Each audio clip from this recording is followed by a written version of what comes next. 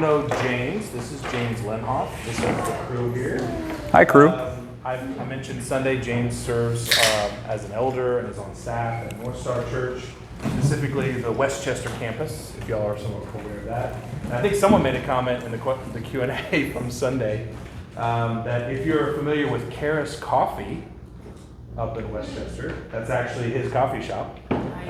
And it's kind of it's his and a part of North Star in terms of it's just there. Connected to it, but it's pretty wild. So if you're up in Westchester and you want some gelato and some coffee, Karis Coffee. Come check us out, man. Yeah. But the time tonight is just a chance for us to talk through and to do a lot of Q&A, a lot of discussion. I think James is planning on making this really as applicable as possible for each of you. So let me pray for us, and then we will jump into it. If you do need writing utensil or something to write on, or a mint, or if you need to recommend the person next to you get a mint, grab a mint. It is post-dinner, so you never know. Got that tie food. Mints, writing utensil, something to write on, right over there. Let me pray for us, and then we will jump into our workshop together. Let me pray. Father, thank you for tonight. Thank you for this space that we can just gather together. Thank you for this topic. Thank you for my brother. I ask that you would give him wisdom, that you would give James wisdom and understanding and clarity tonight. Holy Spirit, would you come and bring freedom tonight? Yeah. The sense that you really like freedom. In fact, the word says, where the Spirit of the Lord is, there is freedom. So I ask the Holy Spirit, would you come? Would you bring gospel freedom to this church family, to James as he speaks, to each of us? We thank you that you care about everything in our life, including money. So we give you tonight. I ask that you come and speak to us. Would you reveal what's going on, both at a spiritual level in our hearts, but also just at a real practical level as well. So we give you this time. We thank you. And it's in Jesus' name we pray. Amen. Amen. Thanks, Jamie.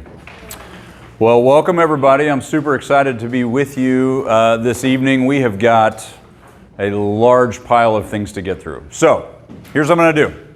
I want to walk through for you what I have prepared, what I think I want to talk about, what I am ready to talk about, and then before we talk about it, I want to just open it up to rapid fire questions that you brought with you. And I've got categories up here that I've already planned on talking about, and we'll just make sure we drop them in the categories they belong in. And if they don't fit in a category, we'll make a new category. All right, but then I'm just going to start ripping through these in order, and we're just going to make as many topics happen as possible. But this is an interactive, live conversation. I want questions, but recognize there may be a question that I answer very quickly to just keep us moving. Don't be offended, but we got a lot of ground to cover, okay? So here's what we're going to talk about that I have planned, and then you guys can tell me, scrap them if you don't like them. But I've heard that marriage and money can be difficult. So we're going to talk about that. We're going to talk about how to teach kids about money. I have a really, really, really cool approach to that has been revolutionary for my kids and for all the people that I've taught it to. And so I'm super excited about that. We're going to talk about how to track and understand your reality financially, what that looks like, what systems might be valuable to use, but more importantly, how to do that in the context of a family. So we're going to talk about tracking. We're going to talk about saving. How do we want to think about it? How do we want to approach it? And some practical blocking and tackling on how to do it. But I am not your financial planner, nor do I want to be, because I retired from that, and now I can give you caffeine and sugar and fat. Those are my only options. I don't do planning anymore, and I don't want to. It's not that I hated it. I'm just done with it. Debt. We're going to talk about debt, a framework to think about it, how to manage it, how to organize around it, and also how to not see it as the enemy and evil, but just to recognize why it's there instead of just hating the fact that it is there. And then we're going to talk about just general guidelines, rules to live by, ways to think about things. And so what I'd like to do is just say, what did you bring? And I'm going to write them down and make sure we hit them. If they're in these categories, I'm going to make other categories. So fire away and try not to overwhelm me. But what do you got? Yeah? Investments, yep, you got it, under savings, yep, for sure. Whoops. My handwriting's terrible, and real quick, there was a study done by Yale that proved that spelling and IQ are in no way related to each other. That is my banner over my head. Okay, anyway, all right, so investments, what else? Yeah. Sharing finances with kids. Yes, talking about your situation with your kids. Yep, absolutely. Okay, what else? Yeah. Thinking about kids with an inheritance, how much do you strive for? Yes, inheritance. Versus buying the zero. Yep. Inheritance, that's a great one. Yep, okay. What else? Yeah. Maybe retirement somewhere? Yep, that'll be over here in kind of savings, planning, tracking. Yep. Well, let's see, we'll do retirement right here. Okay. All right, because that is a little bit of a different topic. I got a little more to unpack there. Also maybe debt in relation to investments. Okay. Like, yeah. Yep. Bad debt. Oh yeah, for sure. That's part of that 100%. Yep. Yeah. Like we're sacrificial giving, like unplanned sacrificial giving. Right? Giving, generosity. Did you notice that's not even up here? What the heck? All right. I'm not going to put it last because I'm going to talk about it last. I just am going to put it last because I can fit it. All right, generosity, and particularly you're saying sacrificial. Yeah. I think I got it right. Okay, close enough. What else? Yeah. Okay, I'm not trying to be too floaty, but starting the discussion and dreaming without growing in discontentment. Ah, yes. So how do you cast a vision without being discontent that you're not there yet? Oh, dang. Okay. Vision. For sure. Yep. Okay. What else? It's a pretty good start. Yep. How do you determine how much you have in savings versus just feeling like you want to constantly quit every single week? Yeah, savings and hoarding. /hoarding. Yeah. Building bigger barns because you have too much. Yeah, go ahead. Lifestyle cap. Yeah, you like that idea, huh? That's a fun one. We'll definitely talk about that one. That's going to be under tracking. Lifestyle cap. Okay. Okay? Yeah. Your recommended budget size with that figure. My recommended Budget size. Oh, yes, under tracking. Yeah, we'll talk that for sure. Yep. I mean, like tracking or budgeting efficiently, but not overdoing it at the same time. Yeah, how to actually do it without making it your sole focus in your life. Yep. We'll talk that. Yep. Good. About estate planning documents. Estate planning. Well, that'd be under inheritance too. Well, I'll put it here, but we'll get to it. Did you remind me? Okay. I saw another one. Yeah, kind of like this, what's how do we balance faith and trust in God versus control? Yeah, I can't answer that question. I have nothing to offer you, but yes, you're right. Yes, well, that's going to come up in the savings piece for sure. Yeah. Is trust versus will a kind of thing that we talk about? Estate planning. Yep, you got it. We'll do that. That's great. Yep. All right. Feel like a decent starting point. Anything that's like burning that you. Yeah. At what point do you bring in professionals? Like if your portfolio gets When do you need a planner? Yeah. like CPA, lawyer, Yeah. things like that. Okay. Got it. Love it. Okay. Yeah. One more. How much house can we afford? And Oh yeah. Oh yeah. Real estate. Frick. Okay. It's fine. Okay. I'm not anti-real estate. It's just complicated. Okay. Good? All right. I'm going to rip us through in kind of this order. I'm going to stick with what I had in my order, and then we'll kind of break into different things as we go. So let's start talking with this idea of marriage and money. If you are in a situation where you are in a couple, you are most likely like every couple I've ever worked with, and every couple I've ever worked with is made up of a go and a woe. Okay? The go is saying, let's do the things, let's have the fun, let's spend the money, let's go. This is why we're here. Let's do it. And the woe, and by the way, their framework is we're fine. We're fine. We can afford it. We can do it. Let's just do it. The woe says we are not fine. We are in trouble. We are behind. We are absolutely going to end up in the street. We are so screwed if we don't buckle down and restrict and deny ourselves. And every couple comes together that way because they're attracted to each other. The go is deeply attracted to the woe's sense of responsibility and clarity and control. And the woe is so attracted to the go's spontaneity and joy and fun and energy. And so they always become a marriage. And then the fireworks just explode. And the reason why that fight is never resolved is because neither one of you know if you're right or not. So the go says, we're fine, we can afford it, but they don't know if that's true. And the woe says, we're in trouble, we can't afford it. They don't know if that's true either. And all of the fights are on just your assumptions that are based mostly on your preconceived notions, your family of origin, all the stuff you brought with you, and you end up not actually knowing what reality is. And so one of the most important things in a couple is to recognize you are both deeply valuable. The go and the woe need each other. If there was no go, oh dear Lord, the lonely, boring life that the woe would live, right? And if there was no woe, you actually would be on the streets, right? There's no chance, like there's no control. And so we need this give and take in marriage. But one of the most important pieces of that, which you guys already kind of hit on, is this idea of a vision. Where are we going? What are we actually trying to accomplish? And one of the things that I really find interesting is when we sit down, and this is where the professional planner and the pro, so to speak, the person who can actually show you reality, becomes incredibly valuable. We have made a huge mistake in the industry, and those of you who are in the industry can confirm this for me. We have told everybody that the value of a financial planner is that we bring you a rate of return point. Here's the problem. We're all buying the same stuff, and it's all the same thing. The value of a financial planner is the first time you've done anything.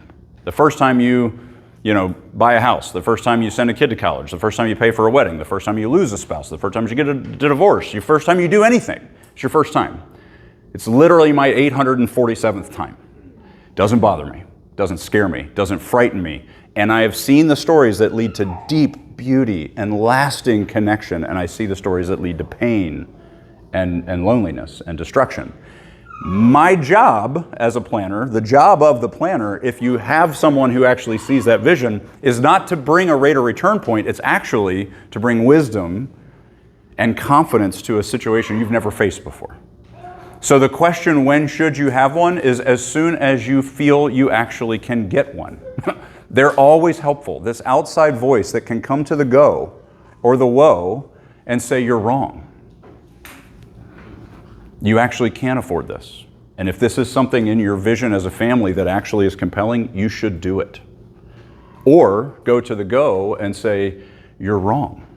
You guys are actually behind, and you need to get these things in order. Because one of the biggest problems that we always faced with the go and the woe is that we had to give the woe the marching orders. This is where the plan comes in. You need to save this much here, this much there, pay this much debt down every year. Are you doing those things? And if the answer is yes, then I honestly don't care what you do with the rest. And now all of a sudden the woe gets confidence that there actually is enough to then go do the thing the go wants to do. If we don't have that, all we do is keep throwing our preconceived fears and all of our kind of bent at each other, and there's no one to say, this is reality.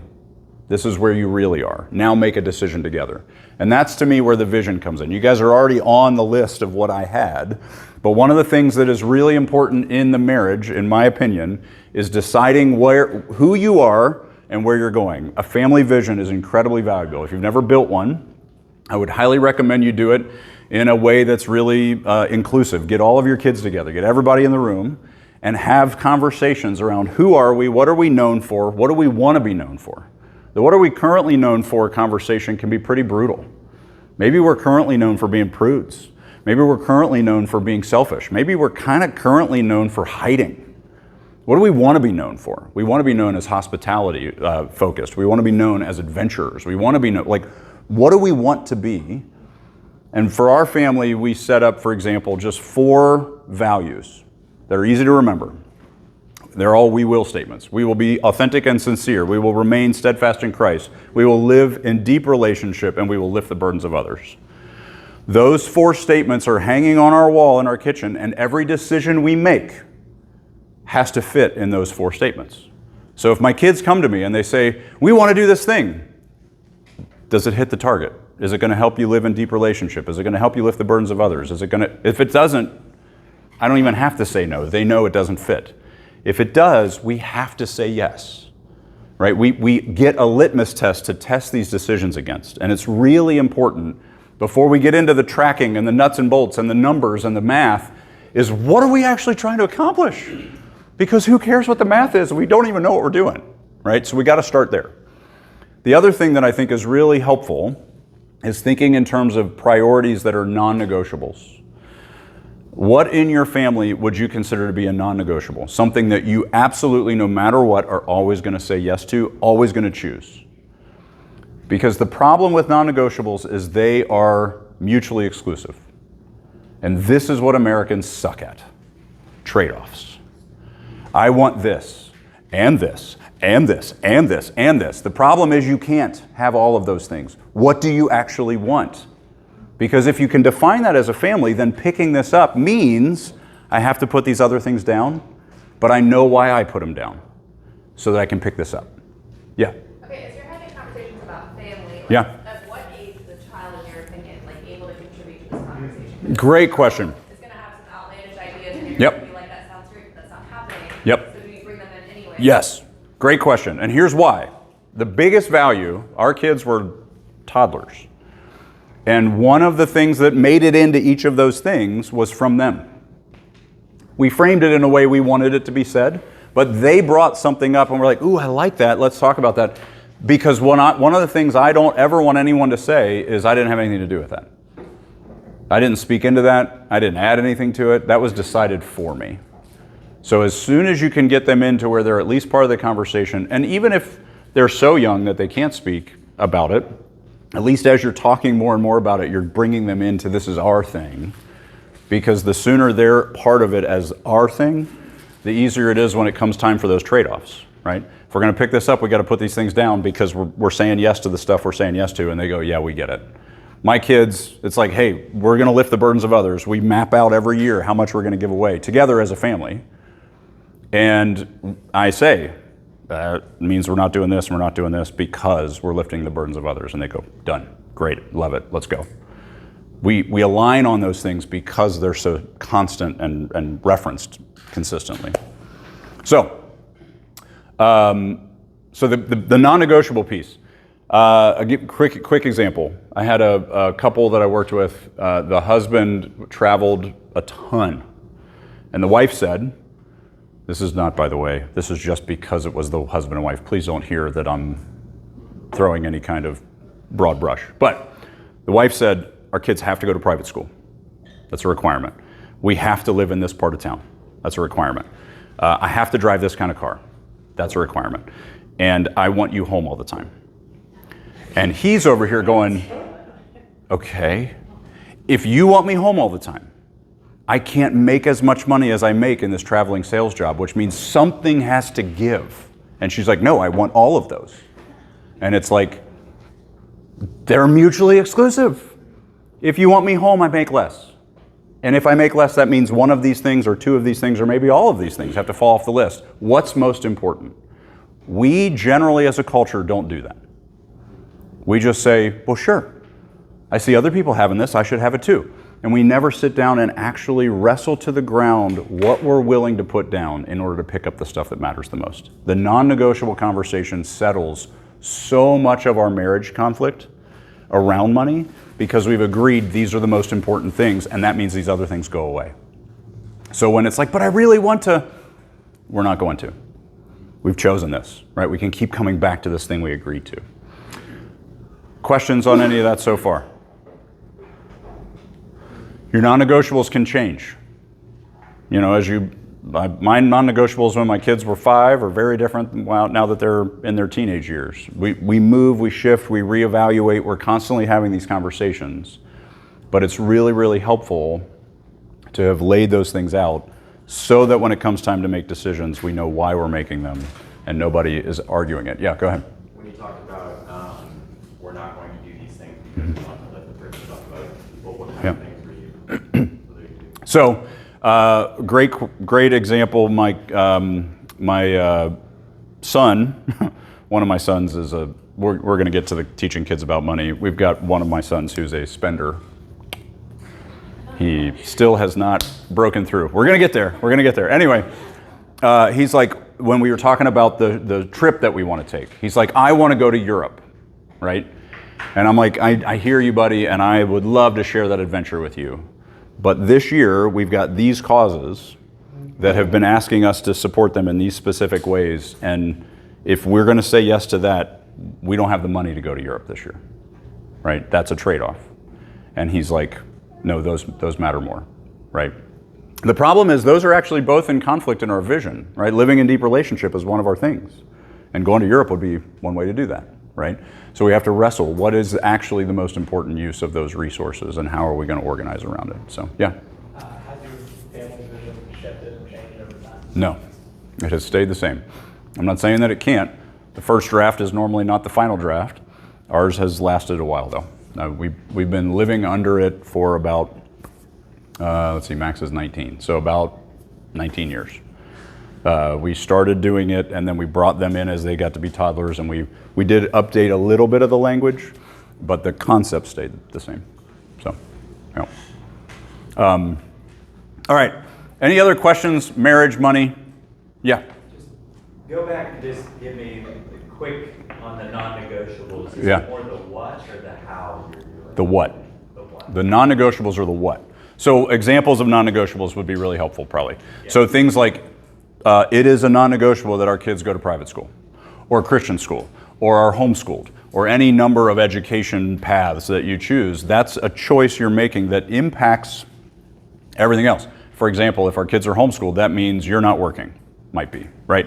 Those are the trade-offs we're having to negotiate and nail down so that that thing we're choosing is actually empowered fully. And that we also then recognize that means, we're not going to do this or we're not going to do that because we picked this one up. So, yeah. Any other questions on any of that stuff? Okay, most of this stuff is high-level concept. We'll get into the nitty-gritty as we go, but I want to start high, and here's why. A lot of times we want to go straight to the nitty-gritty. How do I pay off my debt? How do I, invest and make a ton of money? How do I get really wealthy really fast? And what I want to argue is this is actually the problem. The high-level stuff is where the problems mostly lie, and we're trying to constantly solve it like whack-a-mole down at the bottom.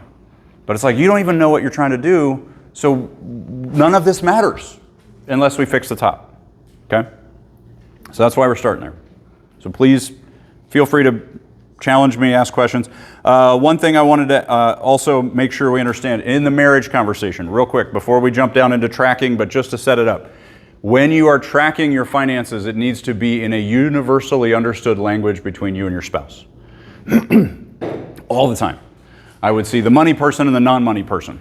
It wasn't always the husband or the wife, it was all kinds of different setups, but there was always the person who did the money and the person who had nothing to do with the money. And that power dynamic is toxic. And we may think it works, but there's a lot of resentment, there's a lot of power struggles, there's a lot of ugly that's going on. And so one of the things that's really important, if you are really detailed in this stuff, you're the woe and you've got it all figured out and it's all spreadsheeted perfectly, you're the only one that understands that spreadsheet is worthless. You think it's amazing. It's not. Because no one else can understand it, which means it's not valuable. So we need to pick a system we both understand, we both can speak, we both can look at together and make decisions together so that that power dynamic breaks. Yeah. So I'm the finance person, so does that mean he just understands everything I bring to him easily? Yep. Or is it like we both do the finances? Great question. Just one person does them? Yes, great question. In my opinion, it's okay that one person does them, but it is not okay for that one person to be the only one that knows what it means or how it works. So if that one person is the one that's updating the system that you use, and I use, for example, Quicken, we'll talk about different systems, but I use Quicken. My wife married a financial planner. So she's like, I mean, come on, you're gonna do it. I'm like, yeah, you're right. Okay, But that doesn't mean I just say, so just let me handle it. We have money dates. We would sit down with a glass of wine, especially when the kids were young, and it's like, yep, it's time for a money date because I am done being a dad for a little while. Anyway, when my toddlers, they were the worst. Anyway, sorry, I've got a toddler in there. You guys are great. You're the best. Anyway, so the way that this worked is we would sit down. We did it weekly earlier on in our marriage, and then it got to be more like every couple weeks. But we would sit down and we would just look at the numbers and be like, here's where we're at. Here's how we're doing on our spending plan. Here's the progress we're making. What's coming up? What do we need to be aware of? And Amy would say things like, I got to buy some school clothes. You know, school's coming up, so that's going to be a pretty big expense. So we got to figure that out. How much are we going to spend on that? Okay, we got that. Okay, it's in there. We're good. Oh, and we've got property taxes coming up, so that's going to hit in another 2 or 3 weeks. So we're on the page together. It doesn't mean we're making any like groundbreaking changes. We're just having a check-in on the regular. And it gave us the opportunity to see things coming and not be reacting. Here's the problem I saw in couples all the time is one spouse would go out and spend $600 on back to school clothes for their 4 kids. And the other spouse is like, what the heck are you doing? And it's like, what was I supposed to do? They're going back to school. They need clothes. Do you realize they grow? Like, there's not an option here. But they didn't talk about it. And so it was immediately assumed it was a mistake. And now we're in this power dynamic. Who's in control, right? Where if we do this on the regular, that power dynamic breaks and we've agreed this is coming. We've agreed how much we're going to do. We know how this all works. So just check in with each other. Let me see what else I had in here. Oh yeah, the other thing that's been super helpful for us that I highly recommend is blow-it accounts. So my wife has a blow-it account, I have a blow-it account. They're just separate joint checking accounts. They're both joint, so it's not like I can actually hide money from her or anything. And it's on the net worth statement, so she knows what's in there. But there is no challenge to anything that either of us want to spend with that blow-it account. There's never a question. And so whatever amount per paycheck goes into that blow-it account for me, that blow-it account for her, if there's $600 in there and I decide I want to buy $600 worth of something, it's fine. Same for her, yeah. I've heard people use those for gifts, which doesn't feel like a good idea. Like gifting Yeah. each other things. Oh yeah, no. Yeah, gifts, I agree. Gifts should be something where it's like, I bought this for you. We agreed how much I'm going to spend on you. Yeah, if I'm using my blow-it account that's really for my own selfish indulgence and just like, well, that looks fun, or I'm going to go to that concert, or I'm going to do that thing, I'm actually not buying for you, because that's the whole point. It's for me, right? So yeah, it gives that freedom. It also helps break some of that tension because it's already been accounted for, it's already been set aside. There's no fear of you've spent too much on your own whatever you want. Highly recommend that. Works really well. Super easy. And if you have it at the same bank account or bank that you use, you just move money in and out. Yeah. This might be too nitty-gritty. Yeah, go. But, Yeah. do you feel like that it might be a per person thing? You feel like that's more beneficial than having it kind of be like having like a joint account that's like, hey, this is from our spending, as long as there's a dialogue about it. It's if it's not a tension that tends to come up, don't use it. But for us, the real thing with Amy, my wife, is incredibly afraid of spending money because she stayed home. She is an amazing mom, and she always felt this guilt that she wasn't adding to the pile, so she shouldn't use any of it. And so the solution for us was more like, well, no, go spend the money.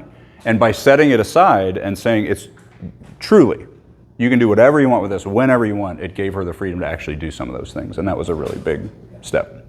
So sometimes that's the dynamic. Okay, I'm going to talk about kids real quick. Are we good with marriage for now? Come back to it? Yeah. Can you talk about the danger of having separate finances? Oh, yes, that's awesome. Yes. Okay. If you are married, my recommendation.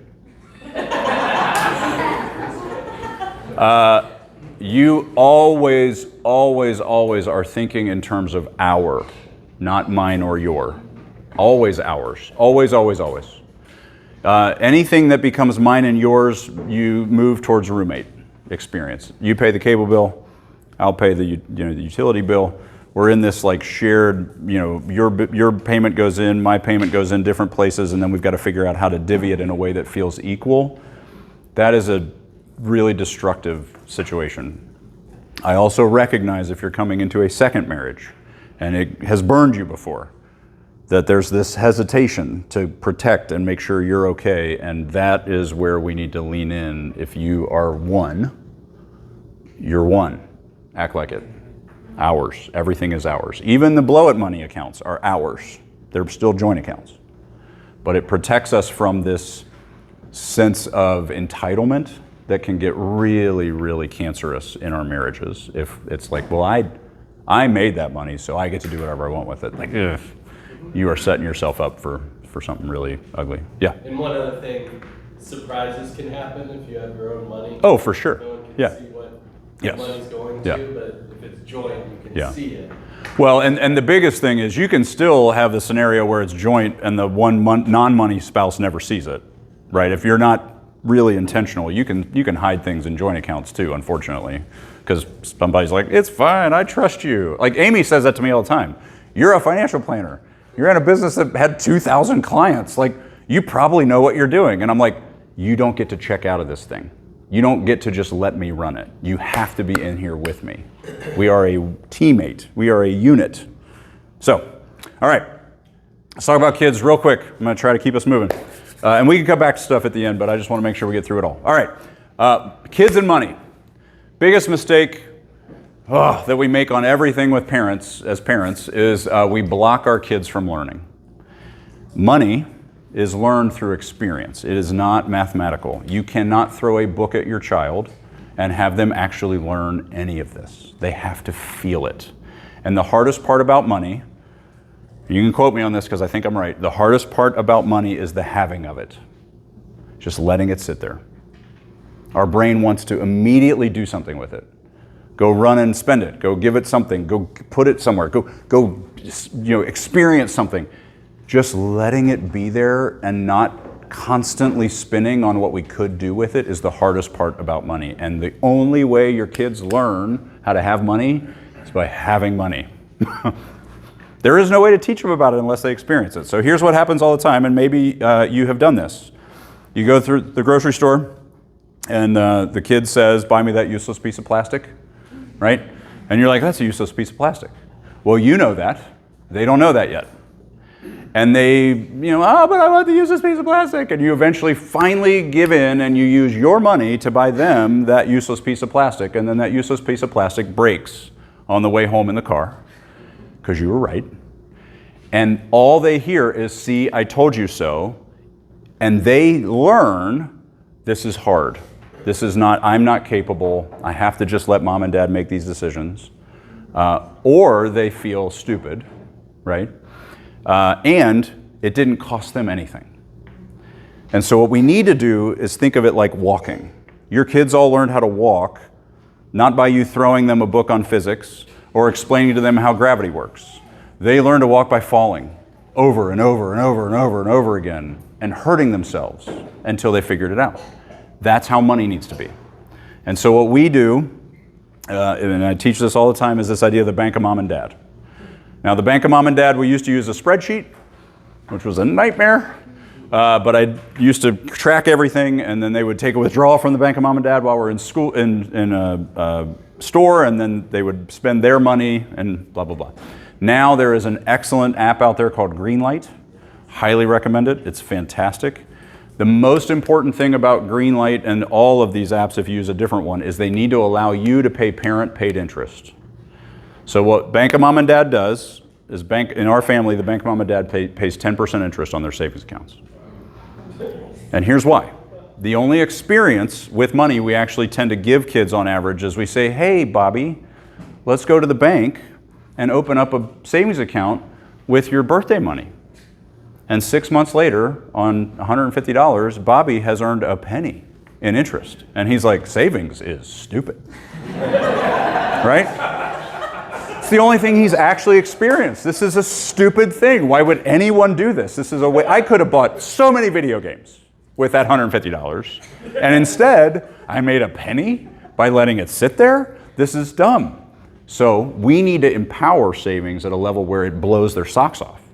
And so my kids make 10% interest. And before you ask, no, you cannot open an account at my Bank of Mom and Dad. But what has happened then is they start to realize, like, ooh, if I take the money out, it doesn't just cost me the money, it costs me interest on the money. Do I really want this thing, right?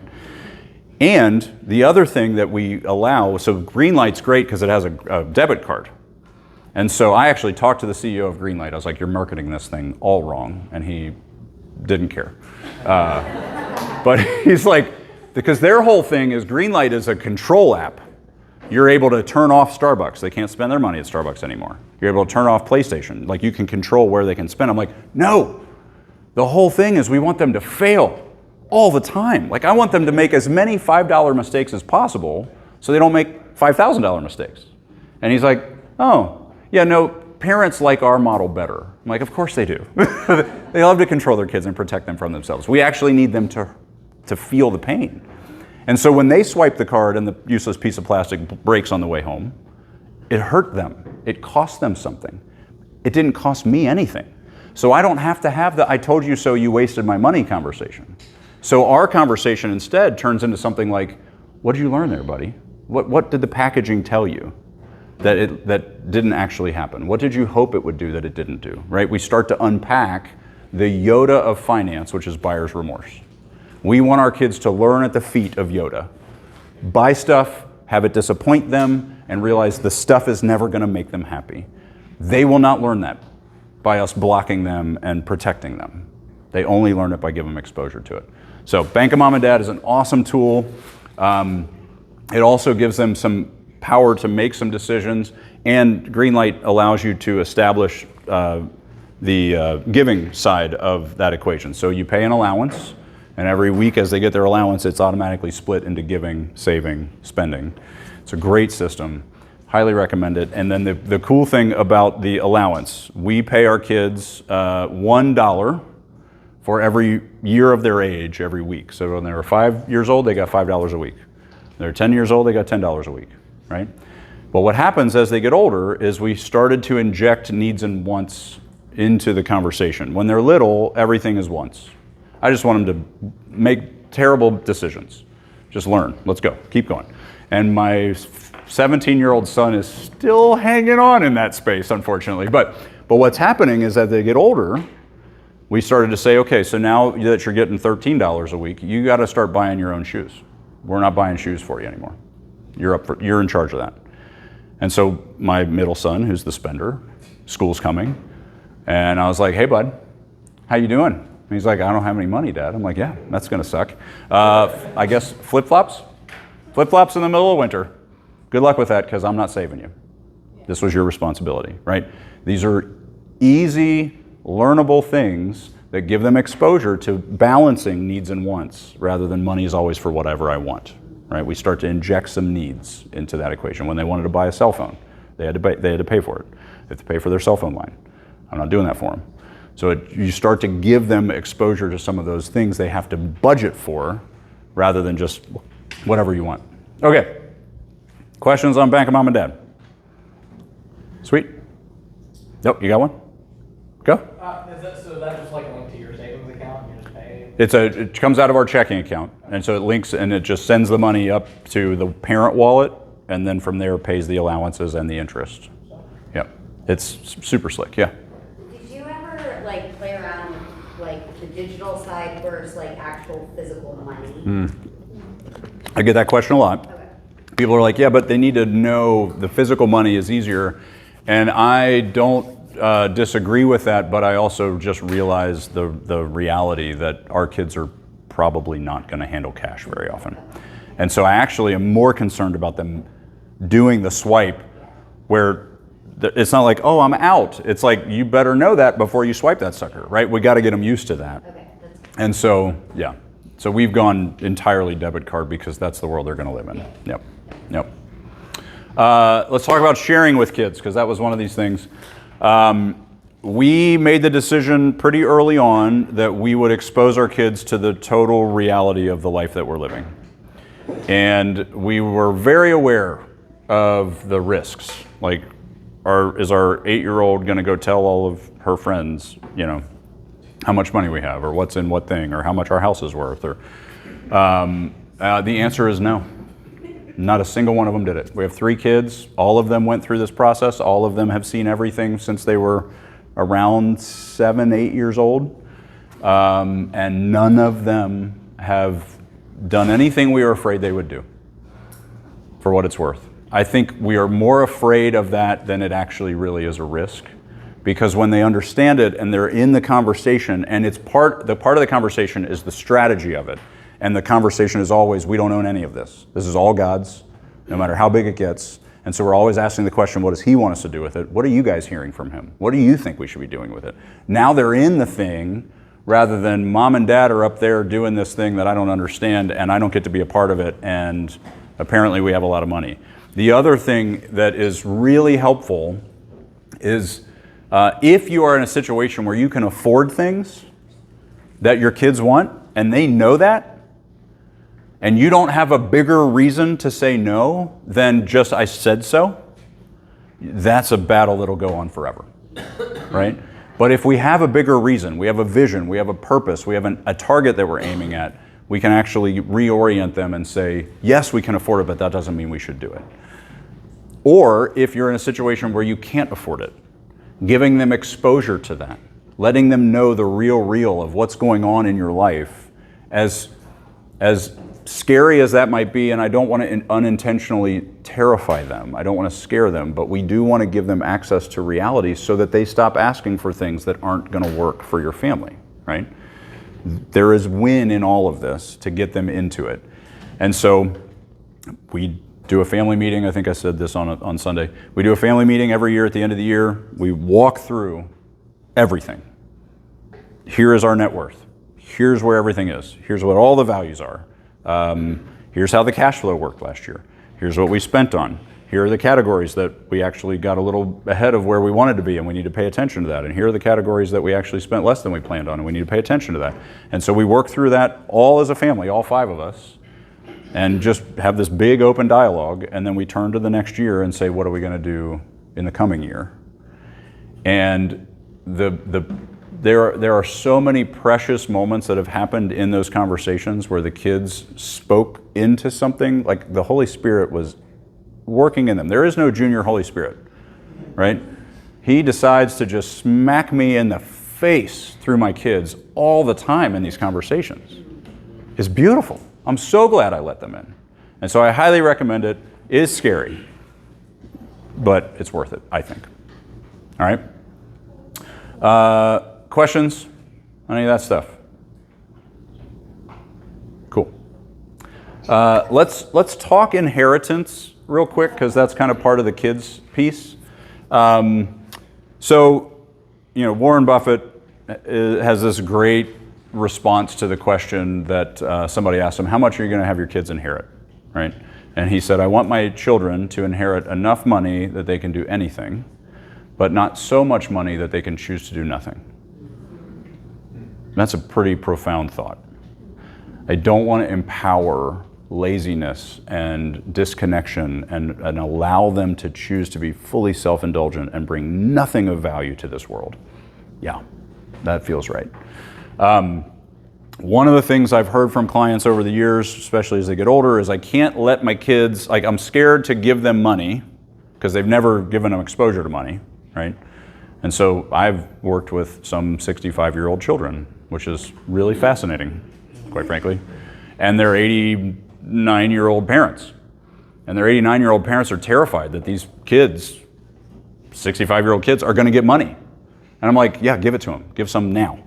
And they're like, but they're going to blow it. I'm like, yep, yep.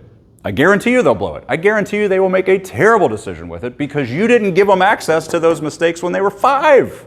So now they're 65. And guess how big that sucker's going to be? It's going to involve a comma, for sure. Right? The mistake they make will be a $10,000 mistake. I guarantee it. But you got to get them through this. We got to get them to a place where they actually are used to having money, because they're gonna. And if we haven't prepared them, then when they get it, they turn into a lottery winner and they blow it. And so if you are in that place where you are trying to navigate that and your kids have not really figured this out, you want to actually start giving them exposure to this. Start making gifts intentionally to move them to a place where they are used to the having of the money, so that when they get it, they are faithful stewards with it. They don't just blow it and turn into Johnny that buys the Porsche. Man, did I see that a lot.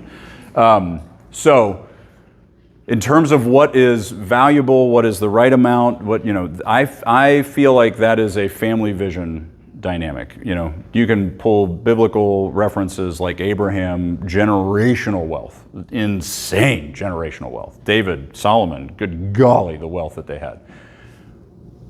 So I don't know if we need to say, I need to set my kids up to be paupers, I need to set them up to have nothing. If that's a family vision target, if you're like, I want you to make your own way and I'm not going to help you, that's okay. But you got to wrestle that to the ground so you know why you're doing it.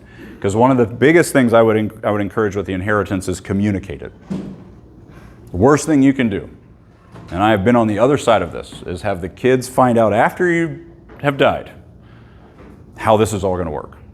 It's a nightmare. And that I've had people tell me, money's not a thing for our family. I'm like, oh, it's definitely a thing for your family. Always is. I've never seen it not be a thing. So have open conversations about this is what we're thinking, this is how we think it's going to work, this is how it's set up now, and this is what that means for you and your family, so that there's no surprises, there's no fear. And if there are reasons why you are reducing that inheritance, or you're changing it, or you're restricting access to it, that all needs to be shared openly and in a really intentional dialogue rather than them finding out the hard way after you're gone. It is deeply destructive to the rest of the relationships if they find out later. So, any other questions on the inheritance piece? Yeah. Okay. It's what? It's on the kids? Okay, all right, hold on to it. Yep, we'll come back. Yep, yeah, go ahead. So what do you think about parceling out some of the inheritance early? Mm-hmm. They need it more in their 30s and 40s than their 50s. 100%. I love that. I love that. It's the combination of I am actually meeting a felt need now, I'm making an impact on your life now, and I'm also giving you access to the having of money so that you grow and you get stronger at this skill set. I have that conversation all the time with people where I'm like, your kid is struggling. And they're like, yeah. I'm like, they're going to inherit a giant pile of money when they're no longer struggling. How do you want to use these resources? Is God moving you to actually make that pain go away? Or is that a pain they need to feel? Sometimes that's true too. But I would just seek the Holy Spirit's guidance on like, what, again, if it's all God's money, what would you have me do with your resources? And part of that is you might actually need to get in there and make an impact. The way that I would always, one of the biggest things about gifts, if you make gifts, they are gifts. No strings attached. No, you need to use it this way. No, because you're just setting up a lot of ick and toxic stuff coming back. So if you are not in a place where you can truly release these dollars to that next generation and say, you can do whatever you want with this. If they're in the middle of deep pain and that would make that pain go away, they're probably going to use it to make the pain go away, naturally. But if you're making a gift, it's a gift. They have authority over it, they get to make decisions over it, and they will do something you wish they hadn't done, and that's part of this learning process of them getting through those mistakes. We all make the same mistakes, it's just a question of when and how big they are. All right? Okay, let's move on to tracking, and we'll get into lifestyle cap, and probably some other general guidelines. So let's talk about, yeah, go ahead. Can we go back to kids for one? Yeah, go ahead, yeah. Okay, I had a question on, okay, so you said for every year. Yep. How old your kid was, you Yep. gave them that allowance. Correct. Was Yep. that tied to chores or were the chores? Great question. Great question. No. It was just expected. It was expected because we would have that question, like even Wes, my spender, who was trying to figure out a way to buy shoes. He's like, hey Dad, if I take out the trash, would you give me more money?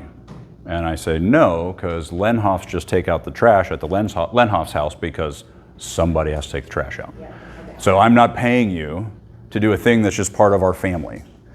But what we did do is there might be like a side job or a thing that's a bit more of a, not a chore, like paint the shed or do whatever. Like, yeah, a heavier lift, yes, a heavier lift than loading the dishwasher. Lenhoff just load the freaking dishwasher. You don't get a reward for that. That's just congratulations, you get to stay in the family. Like I'm not gonna, right? But the way that, that's right, but the way that we, exactly, the way that we did talk to them about it was that, just like Dad's job is to go and do this thing, which my kids literally thought my job was to go and make money, like make money. They're like, Dad makes money. I'm like, that's actually pretty cute. Anyway, we told them they're schooling. So they go to Lakota schools, and I said, your job is school. So I am paying you for your 5-day-a-week job. This is your allowance, right? And then the chores were what we did when we got home from work, just like it is when I get home from work. So that was a way to kind of wrestle that. But if your kids aren't in school, like they're too young or whatever, then that's a little different. So, all right, tracking. Yeah, oh, go ahead. Yeah. Yeah. When did your kids start tithing? They always tithed. There was always a 10% minimum pull to the giving part of the account. Yeah. Did you do that from their account? Yep. Or did you let them do it themselves? I don't choose where it goes, but it's automatically saved, pulled aside, and then they distribute it through the Greenlight app where they want it to go. So, yeah. Oh, yes, great question. 8th grade, junior high, they started to get to a place where they had a lot of after-school activities, and it was kind of like, we need to know if you need a ride or not. So, but they bought the phone, they pay for the line, that's their responsibility. So if it's like, you want a phone, that's fine, you're buying it. We're not buying it for you for birthday, we're not buying it for Christmas. Like, if you want a phone, that's your problem. And they had to save up for it, which meant, they spent less on other stuff in the meantime, so it was cool. Yep. Yeah.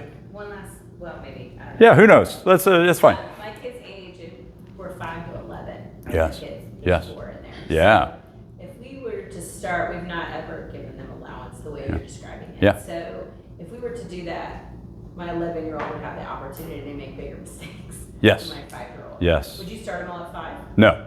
You'd start them I would start them where they are. Yep. Okay. Yep. And then how do what was your progress for adding in the wants and the needs to the wants? Yeah, so it was once we got to a place where we could see that the allowance was going to be big enough. So 13, for whatever reason, we were like, yeah, they could afford their own shoes. Okay. Then at 15, it was like, okay, you're going to have to buy some of your own clothes too. And they also, at 16, like, they're paying for their car insurance, they're paying for their gas, which means they're getting a job. And all 3 of my kids, my 15-year-old daughter works as well. They work at the coffee shop. I had a rule, all of you need to work at food service sometime in your life because I don't want you to be a jerk to people in food service. But I never had on my lottery card that they were going to work at my food service thing. I did not see that coming. But so they all have jobs, they pay for all that stuff. Now they're getting income from the jobs in addition to the allowance. And then once my son, who's now at Miami, once he left to go to college, we stopped paying him allowance. So that was kind of our Once plan. he left, he was off the payroll. Correct. Once he went to college. No, yeah, once he left, he lives up at, once he went to live up at Miami, we're like, you're done. 18 is where we'd cut you off.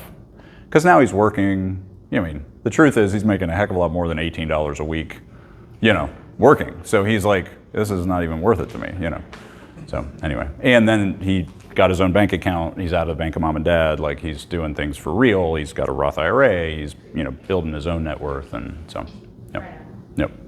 Okay. There are people in here that don't want to talk about kids anymore. So we're going to keep moving. Tracking. Tracking. So I said this in the sermon. I know there was a question on here as well about Monarch money. Monarch's great. I don't really care what system you use as long as it's automated. So it needs to be able to link to all of your accounts, download the transactions, and allow you to categorize them. Quicken is great. Quicken has an app-based platform called Simplify. Simplify with an I if you don't want to use a computer. That's a really great system. It's cheap. It's like $3 a month or something. And then Monarch is great. It's a little more expensive, but it's really cool. It's a great system. I'm a fan of that one too. I wouldn't recommend using things in this, even though I love their mission, I would not recommend things like YNAB. YNAB stands for You Need a Budget. It is truly just a cash flow modeling. It does not track your net worth effectively. They've tried to get into that. They're not nearly as far along as these other systems are, and so I wouldn't bother with them. Yeah, go ahead.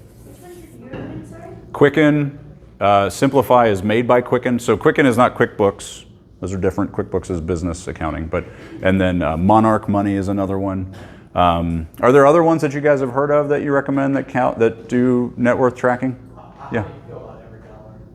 Every dollar, that one I don't have a ton of experience with, but I know it started mostly as a budget system, and so a lot of times when it's not thinking in net worth terms, it's all cash flow, and then they add the net worth part, it's clunky and it doesn't work super well.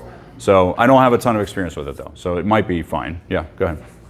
So right now we have a very poor method of tracking. We just Yeah. try to spend as little as possible. Sure. Yeah. That is super normal. Congratulations. Yeah, right, yeah. And it works, but whenever we get into something like tracking, it actually causes a lot of tension. Yeah. So is it kind of a hump you get over, or is there a way to do it as minimally as possible? No. Nope. No minimum option. Nope. You got to do it all the way. And here's why. And I said this on Sunday. I don't believe if you are not tracking your finances in a detailed way that you're being a faithful steward. If you can't answer the question, "What did you do with my stuff?" It's all his. If he ever wants to know, "What did you spend on groceries last month?" you better be able to tell him, right? I just think that's a reasonable thing to be responsible to the owner of the stuff to tell him what you did with his stuff, right? And so I do think we need to have detailed tracking. The question really becomes, what is the point of tension? If the point of tension is a sense of permission, then that's something you got to work through in the spending plan. So if you find that when you get into tracking, it's like, I don't want you to know that I spent that much money on pop at a gas station. It's like, well, we just need to plan on how much you're going to spend on those things, right? We just need to map that out. As long as we've mapped it out, and as long as you're staying in the thing we already agreed to, we don't have to argue about this. But if we haven't agreed to it, and all of a sudden the only reason that you're tracking it is in order to put it in front of somebody's face to punish them for doing something that you don't agree with necessarily, because that happens a lot. I have one dear friend of mine where the one spouse is super woe, like the woeiest woe I've ever seen in my life. And his wife bought pencils for back to school, like a pack of pencils. And he lost his mind. And he's like, "We have pencils at the house." And she was like, "Yeah, but they're broken and they don't have erasers." And he's like, "They can figure that out, right?" And I'm like, okay. Yeah, we've got some work to do here. Yeah. So but what would happen is the tracking then was this punishment. So there was this deep fear for the spouse that was not, in that case, the woe. She was terrified to spend $1 because she knew whatever she did, he was going to say she did it wrong, right? And so if that's the tracking mechanism, then it makes sense that there be a lot of friction. So yeah, go ahead. Yes, yeah, they're doing great now. A lot of work, a lot of heavy lifting. Holy cow. Okay, so great question though. Yeah. So that's where that date comes in, that money check-in, like, hey, we're looking at the numbers, we're making sure the categories are right. Does this feel right? And if you do it on a reasonable enough basis once a week or so, then as the months pass, you start to get more like, oh yeah, this is right. We know how this works. One of the most important things about tracking is we're tracking to understand our reality. I see so many people start to track to change their reality, and that is not what we're doing. You can't change what you don't understand. And so I see people just assume our problem is we spend too much money on pizza. Our problem is we have this thing. You don't know what your problem is. You don't actually know what your reality is. So let's find that out first. So track for at least 90 days, ideally 6 months, before you start making any massive changes to your situation. Because you need to really see a trend line and understand these patterns, these things that come in every quarter or every 6 months. They have to get in there so you know what your life actually costs. Then you can make a decision on what you want to change about that. But if you just start changing things willy-nilly, you don't even know if what you're changing is fixing anything. And all you're doing is constantly fighting over the changes you have to make and the restrictions that you have to bring but you actually might have a bigger problem. You might have too much house. You might have too much car payment. You might have bigger issues, and no amount of less pizza is going to fix that problem. And I see this all the time. It's like, hey man, just so you know, you can't move these little things enough to fix this big rock problem. You got to sell your house. Nobody wants to do that. So they're over here changing things that don't actually fix anything, and then they're wondering why it never works, right? Yeah, go ahead. If you flow through business, are you just bringing everything in? Oh, so I'm sorry. A flow through business with your. Oh, so I would keep those separate. So the business would be through like a QuickBooks or some other accounting system, but then once it comes into your personal account through a distribution or a payroll or whatever, that's when it hits your Quicken. I know those have similar names, but Quicken, the personal finance would only be when it hits your personal balance sheet. So even though you have personal finances kind of flowing through that, you would just keep them there? Whew, I would not do that. I would have business finances separate from personal finances to the best degree you can, because it gets muddy. It's just hard. And there are maybe some tax savings and some blah, blah, blah, but at the end of the day, I think it's just too hard to be able to really understand what your actual life costs if you're having the business pay for a lot of it. And so that gets messy. You could, in theory, in your accounting of your personal finances, still count those things as costs, but give yourself an income from the business that pays for that, so that it at least offsets, so that you know it does cost us this much to live. That's the part people get lost in, is what is our life cost? Well, if we're muddying those, it's really hard to answer that question. So, great question. All right. Let me see what else I had on tracking. Other questions on tracking? Yeah. How do you budget one-off things? Like if you get a check from something that's unexpected, or and then also do you have like a separate system or budget for those types of things? So one-off incomes, like surprise gifts or whatever?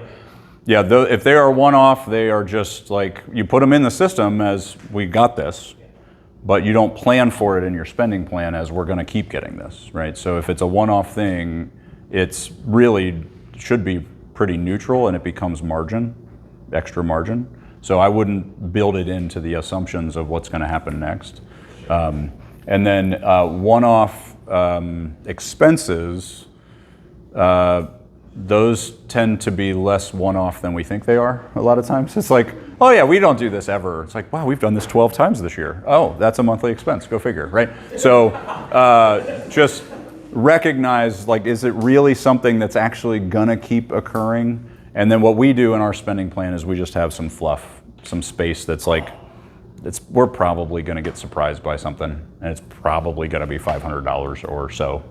And so we're just gonna plan on that. And then if we don't need it, because we didn't get surprised, we'll give that away, right? But we've kind of mapped out, like, it's in there as an opportunity to kind of absorb it if we need to, and then if we didn't need it, we just give it, so. So for the receiving, more something that's just like, oh, hey, weekly money meeting, you know, what are we going to do with this money? Exactly, that's a great, yes, yeah. So this came in, we didn't plan on it, what do we want to do with it? Strategize together, exactly, that's great, yeah, go ahead. Just when you're categorizing Yeah. the different accounts, Yeah. how many are you having? Because I'm like writing them down, emergency, blow it, tithe, rentals, like. Yeah. How do you separate that within your bank account that you're sharing? Yeah, so the bank account is should just be a joint checking account, and then you've got your blow it accounts if you want them, if you need them. But the joint checking account is not being split in and of itself. The system will categorize it. So in Quicken, then it's. Yep. Okay. Groceries, utilities, gas, all of that is happening at the transaction level data. The actual account is neutral. And this may anger some people in the room, and I'm always down for that.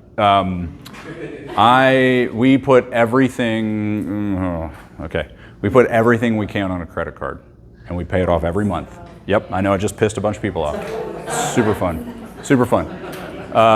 I am not telling you because it's the rewards points or it's because of the blah, blah, blah. You're never gonna get rich paying rewards. We put everything on a credit card. We pay it off every month. We have never paid a credit card a dime of interest in our lifetime. They hate us. We are the least profitable client they've ever had. But The reason why I did that, now this has been the way I've done it forever, and things have changed since then, but it used to be that debit cards did not have zero fraud liability. And so if somebody swiped the debit card, that money was gone. Somebody swipes my credit card, I call and be like, hey, that wasn't me, and they just delete it, right?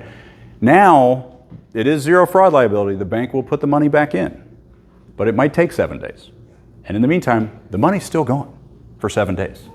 So I am not saying thus saith the Lord, but identity theft is a thing, and it's going to be a thing, and everybody's numbers are already out there, and they will all be stolen, and there will be fraudulent transactions over and over and over again. And so what's the system that allows you to get ahead of those without it costing you anything? And the answer is a credit card, guys. So I challenge, I know that is like I'm giving kerosene to a gas fire. Like, I get all that. Discipline and responsibility and an intentionality and a responsibility to the owner of all of this stuff, that's the solution to the credit card problem. Grow up and get to a place where you realize, I can't do this because I owe him all of my life and all the breath in my lungs. We tend to say to people, this is bad, you can't have it because it hurt. Okay. Because I had to, Dave Ramsey, I had to file bankruptcy because of this. So you shouldn't do it ever because I had pain. I'm trying to protect you from pain. And I totally get that. But there is just like a, hey guys, like if we can get to a place of responsibility and consistency and discipline, these things get better. So I wanted to get ahead of that question because one of the things that's helpful in the tracking is if all of your stuff is on a credit card and all of those things get categorized, it is like, oh, it's butter. It all gets downloaded, instant, boom, boom, boom. It's all one transaction source. We use a Discover card. Literally everything, our utility bill, it all bills to that. It's all one place. It is never confusing. If I'm like, well, that pays here and that pays there and that pays this way and that pays that way, it's so confusing and it's harder to track.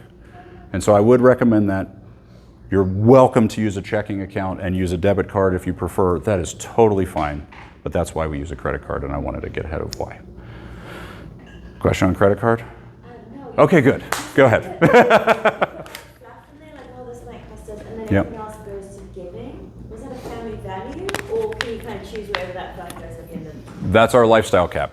So the lifestyle cap, anything that we say this is enough, this is our monthly need, this is what contentment and peace and joy looks like, and so that's it. We don't need any more than that. If more than that comes in, we put it in the abundance fund, which is another checking account. I know, you're right, I do have a lot of checking accounts. Yes, that's right, same Quicken. So the checking, the abundance fund is a separate account that allows us to set that aside and be ready to give whenever God says. And so sometimes God says, pay that family's student loans off. Right? Like, okay, it's already there. We just do it. Or make that happen. Or help this person this way. It's not give to this charity. Although that happens too. The more valuable, delightful, beautiful thing that we get to connect to is actually life on life, direct person to person impact where God's like, that. Fix that problem. And we go, yes, sir. Because we've already set it aside. And so when I say we give it away, that's where it's going. It's going into that fund, ready to go wherever God tells us to send it. And sometimes I'm at a gas station and God's like, that person. And I'm like, okay, whoop, and I swipe my card and pay for their gas. I don't know why. I don't even say anything to them. I'm just like, yeah, whatever, God bless you. And I move on, right? So I'm just ready. So, what's that? Yeah. That's awesome. Yeah, go ahead. How do you do like a monthly spending plan, or is it a yearly Both. plan that you do? Both. So, like, So for it's- instance, yeah. like Christmas gifts. Yes. How do you plan for that? Is Yep. it something that you're allocating monthly, Yep. or do you just back down savings or other buckets? Great question. Great question. So we are building the lifestyle cap, and that is an annual picture. This is what we need for the whole year. Then we back it into a monthly, and then that monthly becomes what we base our spending plan on, and that's more like the traditional budget. And so absolutely, if it's a quarterly thing, I'm going to divide it by 3, I'm going to put it in the spending plan, and we're going to accumulate it, and then I'm going to write the check or have it hit my Discover card, right? And then if it's a every 6-month thing, property taxes, whatever. That's a thing that we're going to just allocate the monthly amount, allow it to build up. And again, the hardest part about the money is the having of it. When it does build up, we're not spending it because it's got a job to do. And so we're letting it build to do that job. Yep. Yep. And I do use Discover for everything. This is an ad for Discover, but I use them for their banking as well. And their savings account pays like 4.5% interest. And it has always been a higher interest rate. So all those building-based banks, the e-banks, they tend to give you a little higher interest rate because they're not paying for the buildings. So, so we just put all of it in one and then just move the money around within those different pieces. Yeah. Okay. How specific are your line items? Because Yeah. I'm the woe. Yeah. And I would not mind dividing groceries into here's toiletries, here's Yeah. makeup, here's your. That is your family's decision. I'm not going to break that tie. But our family has probably, I haven't looked at the list lately, but I would say probably 27 categories. Okay? And so, we have utilities, we have groceries, we have, internet, those kinds of things. So when you add them all up, it's not like 127 categories. We don't need a granular, I don't think we need to necessarily get so granular that we actually lose the story, right? Because what I'm actually trying to capture is where are we spending more than we should, rather than specific, if it's Kroger, okay, now we know we got to be paying attention when we go to Kroger, not we spent too much on toilet paper.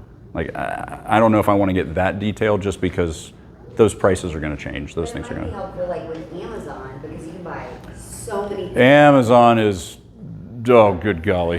Yes, right. Now you can just speak into the air. Alexa, send me things I don't need. Yeah, absolutely. It'll be there tomorrow. Yeah, that's right. Yeah, but you do need, and so you need that detail. You can't just let Amazon be its own category. It needs to be specific. What did you buy at Amazon? So that's right. Yeah, go ahead. Yeah, and again, what your non-negotiables are for tracking, it has to be net worth, automated. What was the other stuff you said?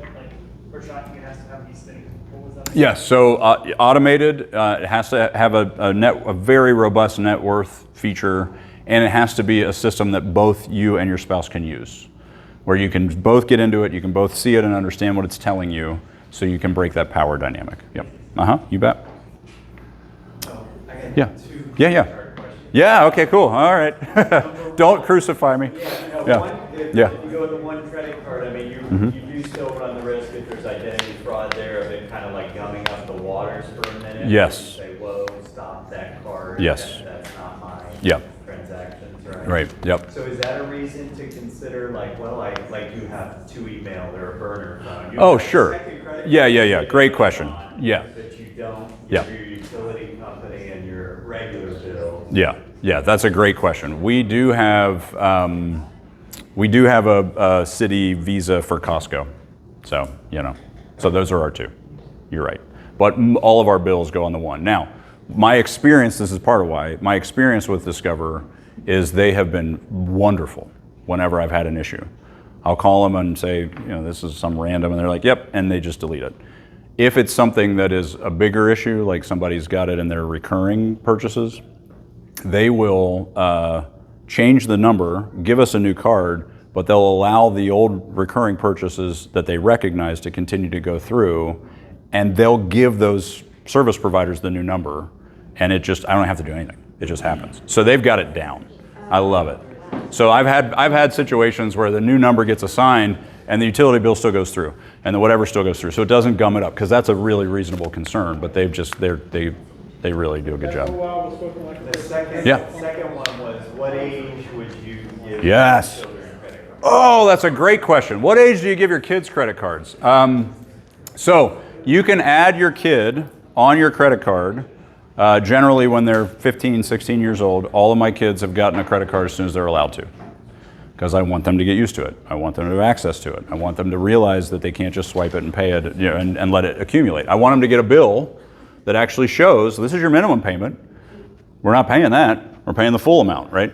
And so I need them to get that experience. The other thing that is such a ridiculous gift for your kids is it is the best credit score builder you could ever create for them. If they get a credit card when they're 17, let's say, and they go off to college, they will graduate with a 700 plus credit score. Day one, because they have 6 years or whatever that is of always on time, paid as agreed, beautiful history, never borrowed, like all of that wonderful credit report history. Our entire world runs on credit reports. You can't do anything. And I've had clients who had kids that they were like, they can't, nope, we're not gonna, blah, blah, blah. And then they graduate and they go to like finance some furniture for their apartment for whatever reason. And they can't borrow a dime because they have no credit history. And so the only thing they can do is, now that they're 25, right, go get a card at 25 and get that flywheel spinning. Well, if we start that flywheel when they're 17, it's already done by then. Plus, we're actually in control of it. Like if their first experience with a credit card is when they are out of your authority, oh, God bless you. Like there is no chance that's going to work. But if their first experience with a credit card is when I can sit with them face to face and be like, here's how this works. Here's what you need to pay attention to. Here's what I need you to know. They're going to learn it. They're going to be better at it. So as early as possible, which is super contradictory to what I'm sure most people say. But I have strong opinions. All right, I'm going to go back there. It's okay, but then I'll come back to you. Yeah, go ahead. So you only have 2 cards, the Discover card And the Costco Visa, yeah. Yeah. Do you ever talk to people about like cashback versus like travel cards? I don't care about the rewards personally, because here's the problem: when we switch around rewards all the time and we're chasing those, it actually hurts your credit score. Credit scores are really dumb; they work really weird. But when you have a credit history that is less than 2 years old, it's actually hurting you. So you need to have a card for a while. And then what happens is you get that card up and now it's helping you. The score's looking good. And then you're like, oh, I don't like these rewards anymore. And you close that card and that history stops. And then you open a new card and your score goes down because that new card doesn't have any history. And so we just keep repeating the problem and your score just keeps getting pummeled. And so I've had a Discover card since I was 17. My parents got me a Discover card to help me just swipe for gas when I was a kid. And I never changed. It's the same one. And then the Costco Visa, because Costco, daggone it. They won't let you use a Discover card. So anyway, okay. All right, yikes. Okay, what have we covered? Let's talk savings, debt, and retirement. Let's talk savings and retirement. How do I want to do this quick? Savings, here's the way that I think of this. I want my net worth to grow in order to be prepared for future obedience.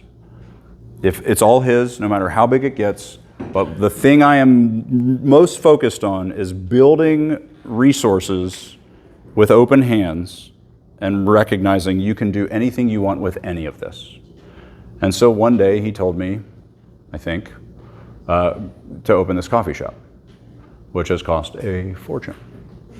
It's his money. And so I'm like, yeah, it's your money. You get to do whatever you want with it. If I hadn't prepared, if I hadn't been building, if I hadn't put myself in a position, I would have said no. I would have had to say no to lots of things. And so I just want us to not have this sense of like, I'm not allowed to actually have anything.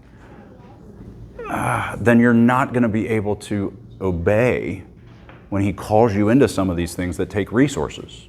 If you keep them all open-handed and say they're his, as far as I'm concerned, keep growing that sucker, keep building it up, but be ready to get rid of it as fast as he tells you to. Be ready to send it into the oblivion that he calls you to, because that's his right as the owner. So I want us to be prioritizing savings, prioritizing long-term savings. Wealth takes time and time takes time. There is no shortcut. If anybody is telling you they found a shortcut, they are selling you something that they're going to make a lot of money on, probably. And so we just need to be long obedience in the same direction, just continually placing a consistent amount of money. The earlier you start, the better. I call this math in the air. This is compound interest. It does that, right? Parabolic curve. People think if they delay saving, they're cutting off this part. right? Well, if I just wait 10 years, I'm only cutting off that beginning part of that savings curve. You're cutting off this part. The earlier you save, I don't care what it is. 25 bucks? Great, go for it. Just get it in there. And the thing we want to be thinking about, this is one of the general guidelines, as a minimum framework, 80-10-10. So 10% charity, minimum, 10% savings, long term. So this is your retirement savings. I would love to see it higher than that, just to be clear. But as a minimum, right? And then you live on 80. And here's the problem with living on 80. That means your taxes, that means your house. That 80 has to, those things have to fit in that 80. And so if you're in a tax situation where your taxes are 20, and then your house is 25, what's left for groceries and fun and utilities is tight, right? And so that's why I'm saying when most people get into this tracking, they think I just got to spend less on pizza and coffee. Oh, geez, the gurus, and they're freaking, I own a coffee shop, for crying out loud. The gurus, and they're like, well, you know, if you just made your own coffee, you would save $50 a month. And it's like, That's not the problem. The problem is I'm paying 35% of my income for my mortgage. And it doesn't matter what I do with anything else, I'm failing, right? That's the problem. We got to understand our reality so we can actually change the thing that's really broken. And so if you think about that 80, that's what you need to live in. 10% goes to charity, 10% goes to long-term savings. That long-term savings needs to be 401k. You get your match, every dollar of your match. The way that I want to think about this is what's the best use of my next dollar? If I have a dollar and I can put that in my 401k and turn it into $2, you're going to have a hard time arguing that's not the best use of my next dollar. I can double it right now. That's probably a good idea. If I can take that dollar and I can pay off 22% credit card debt, it's a great use of the dollar. It's not quite as good as doubling it, right? 100% return over here, 22% return over here if I actually pay the credit card down. This is the way you prioritize it. I have a dollar. What's the best use of this dollar based on what I'm actually going to get out of it? And that should drop your priorities in a way that makes sense. So you want to get that match. You want to pay down credit card debt if you have it. You want to get some of these organized. But I am a big fan of Roth IRAs, Roth 401ks, post-tax dollars that you contribute. I'm not a betting man. I bet everything I have on the fact that tax rates go up over time, not down. We have a giant amount of debt to pay off. I don't know how we're going to do that without taxes going up. So if I'm a betting man, I would say I would much rather pay the tax now at a known, probably relatively low rate on a small dollar amount, right? And then when it grows and I pull it out in retirement, I pay no tax on it, no matter how big it gets, and no matter how big the tax rates are. Now, you're going to say they're going to change the rules. I'm like, oh, I guarantee they will, which is why I want to get those suckers in right now. As many dollars as I can into that sucker. Because as soon as they change the rules, if they grandfather what I've at least put in there, at least that money is going to work that way. And then we'll figure out what to do next when they change the rules, right? So those are the ways we want to think about it. Roth in your 401k, get the match if they have a Roth at your employer. Individual Roth IRAs are wonderful tools. And that leads us to the question of when are we hoarding, right? So as we're building and we're growing, one of the things that we've done as a family to address the hoarding concern, for what it's worth, and I don't know if this applies to you or if this is helpful, but we've established a net worth cap as well as a lifestyle cash flow cap. So our cash flow cap is, X, anything more than that we give away annually. But we have a net worth cap. If our net worth grows because the market does well, we give that away too. Like whatever it grows beyond that net worth cap as a way to say this is enough. We are not building bigger storehouses. These are big enough storehouses. We don't need more than this. And so we've drawn those lines as well to say we don't need more. That also is adjustable. Is adjust for, inflation or just cost of living or whatever. Like I don't want any of this to be so rigid that we put ourselves in danger. But I also want to just be really intentional. We serve a God that draws lines. He says this far, no further. And we don't do that. And I think we should. And so the hoarding, until you get to a place where you have hit those levels, you are not hoarding, you are preparing for future obedience. But then there's a place where you could do anything he tells you to, and you're still saving more and more and more, Now you're finding your security in those dollars, and now you might be hoarding. And that's a test you're going to have to bring to the Spirit. That's not mine to tell you. I don't have a fixed number. But I can tell you, I've worked with a lot of clients that have lots of money. And there is a point, for what it's worth, where they switch over this threshold. Somewhere between, in today's dollars, somewhere between, call it $5 and $10 million in net worth, you can pretty much do whatever you want. You can travel the world. You can own a second home. You're not living on a yacht in Miami, but you can do a lot of pretty cool stuff in that window. Once you click over some of those numbers, you start having to set up really complicated things. And then I see them serving their money. I got to check the boxes. I got to file all these extra tax returns. I got to do all this extra stuff. I got to make sure I got and all that complexity turns their attention to making sure it's okay. And it changes everything. So for what it's worth, that's my litmus test, is if I'm starting to be like, oh, we got to make sure we do all the complicated things, and it's like, I probably don't need it. I'm probably getting too far. That's my attitude, for what it's worth. Not a recommendation. I'm not your financial planner. Yeah, go ahead. Is something like a high yield savings account too mild, like not recommended, or? Oh, absolutely, yes. So great question. 90 days worth of expenses in savings, in cash, in a high yield savings account. That's your target. 90 days, we call it like your 90-day net. 90 days, it's the net that's going to catch you. I think of it as expenses, not income. Some people like income. I don't want to end up over cashed. I don't want to sit on just piles and piles of cash, because here's what happens. You get to a place where you have this much cash, and now this is I call it the floor and ceiling problem. You say, at some point when I have this amount of money, I'm going to feel comfortable and confident and safe, and that's the ceiling. And then eventually you have that much money, and now it's the floor, and you're standing on it. And if it goes down, oh no, we're in trouble. It's like, what? I would work with people that had $25 million, and they're like, oh, it went down. I'm like, yeah, it does that. And they're like, yeah, but I mean, like, nothing has changed. But the floor went down, and they assume that means they're failing. So this, and I'm like, and I would always have the same conversation with them. So when you were in your 20s, if I told that 25-year-old version of you that you would have $25 million, what would that kid say to me? Like, there's no freaking way that's possible. I'm like, yeah, right. So now you have it. What would that kid have said you would be doing right now? Oh, we would be traveling the world. We would be giving it all away. We would be all that. Why aren't you doing any of that? Because it's the floor, and you're afraid. It used to be this pie-in-the-sky dream that you would never achieve, and now that you've achieved it, you're scared to lose it. You're hoarding, right? So would you consider the 90 days that like your emergency savings? Exactly. That's exactly right, and that's just in savings account. Do you cap it at 90? I do, personally. And here's why. Anything you can say beyond that that goes to a Roth IRA, one of the beautiful things about a Roth IRA, Roths are, you put the money in, within a certain amount of time, the amount you put in you can pull back out tax-free because you didn't take a deduction when you put it in. So let's say over time you've put in $20,000 in your Roth, and your Roth is now worth $40,000.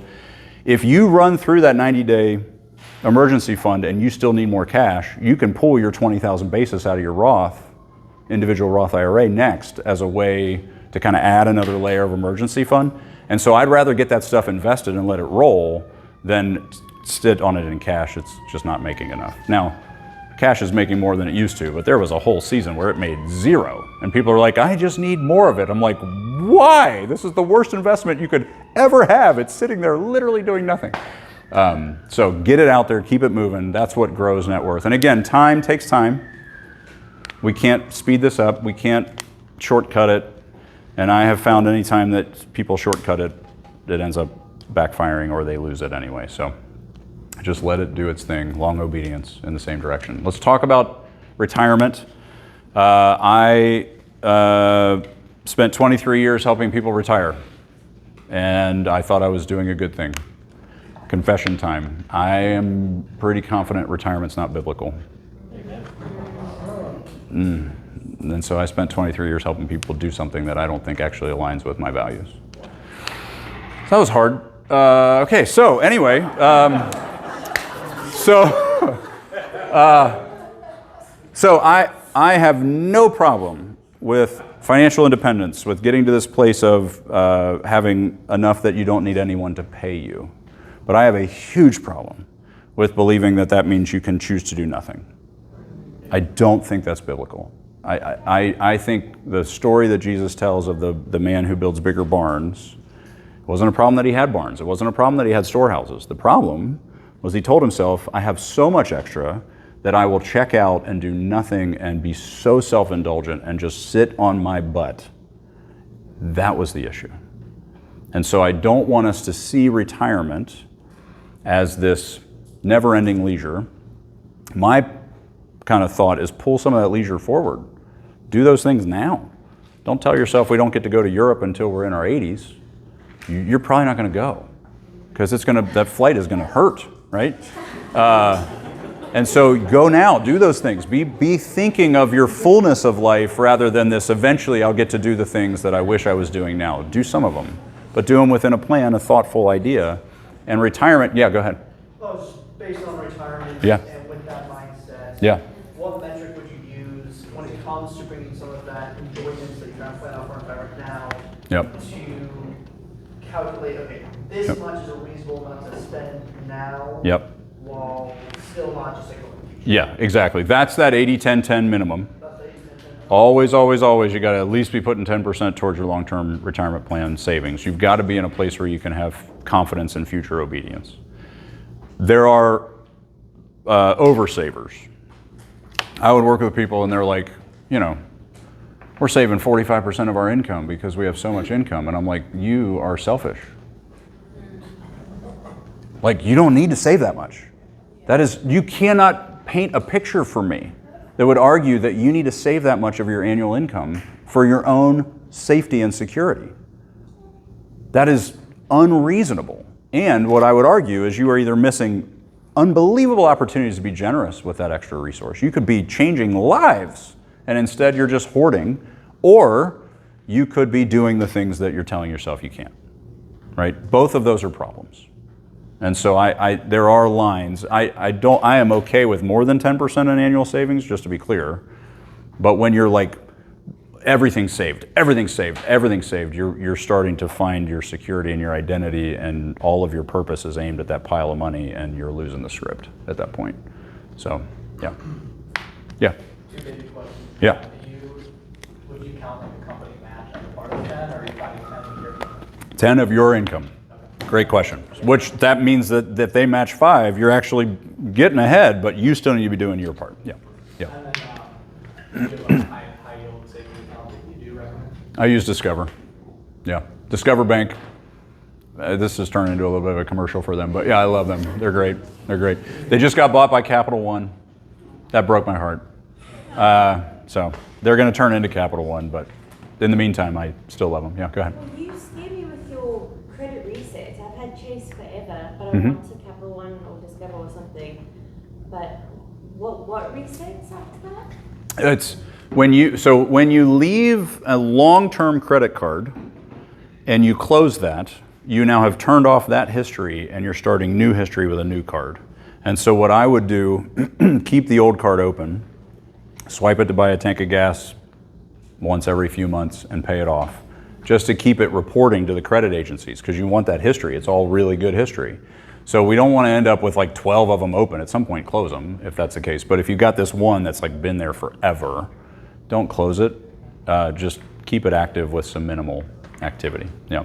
The other thing is, I know we're going on to debt now. The other thing on the credit card side of things is they test you for the credit score. They test your usage across all of your, debit or across all of your debt, and then also individually. So this is why I hate store cards. You go to a Kohl's, freaking Kohl's. Right. Oh my gosh. If you sign up today, you save 10%. All these store cards, what they do is they'll open a card that's based on the purchase you're making that day. And so they destroy credit scores. Because, if I have a card, the goal is 33% usage or less, ideally much less.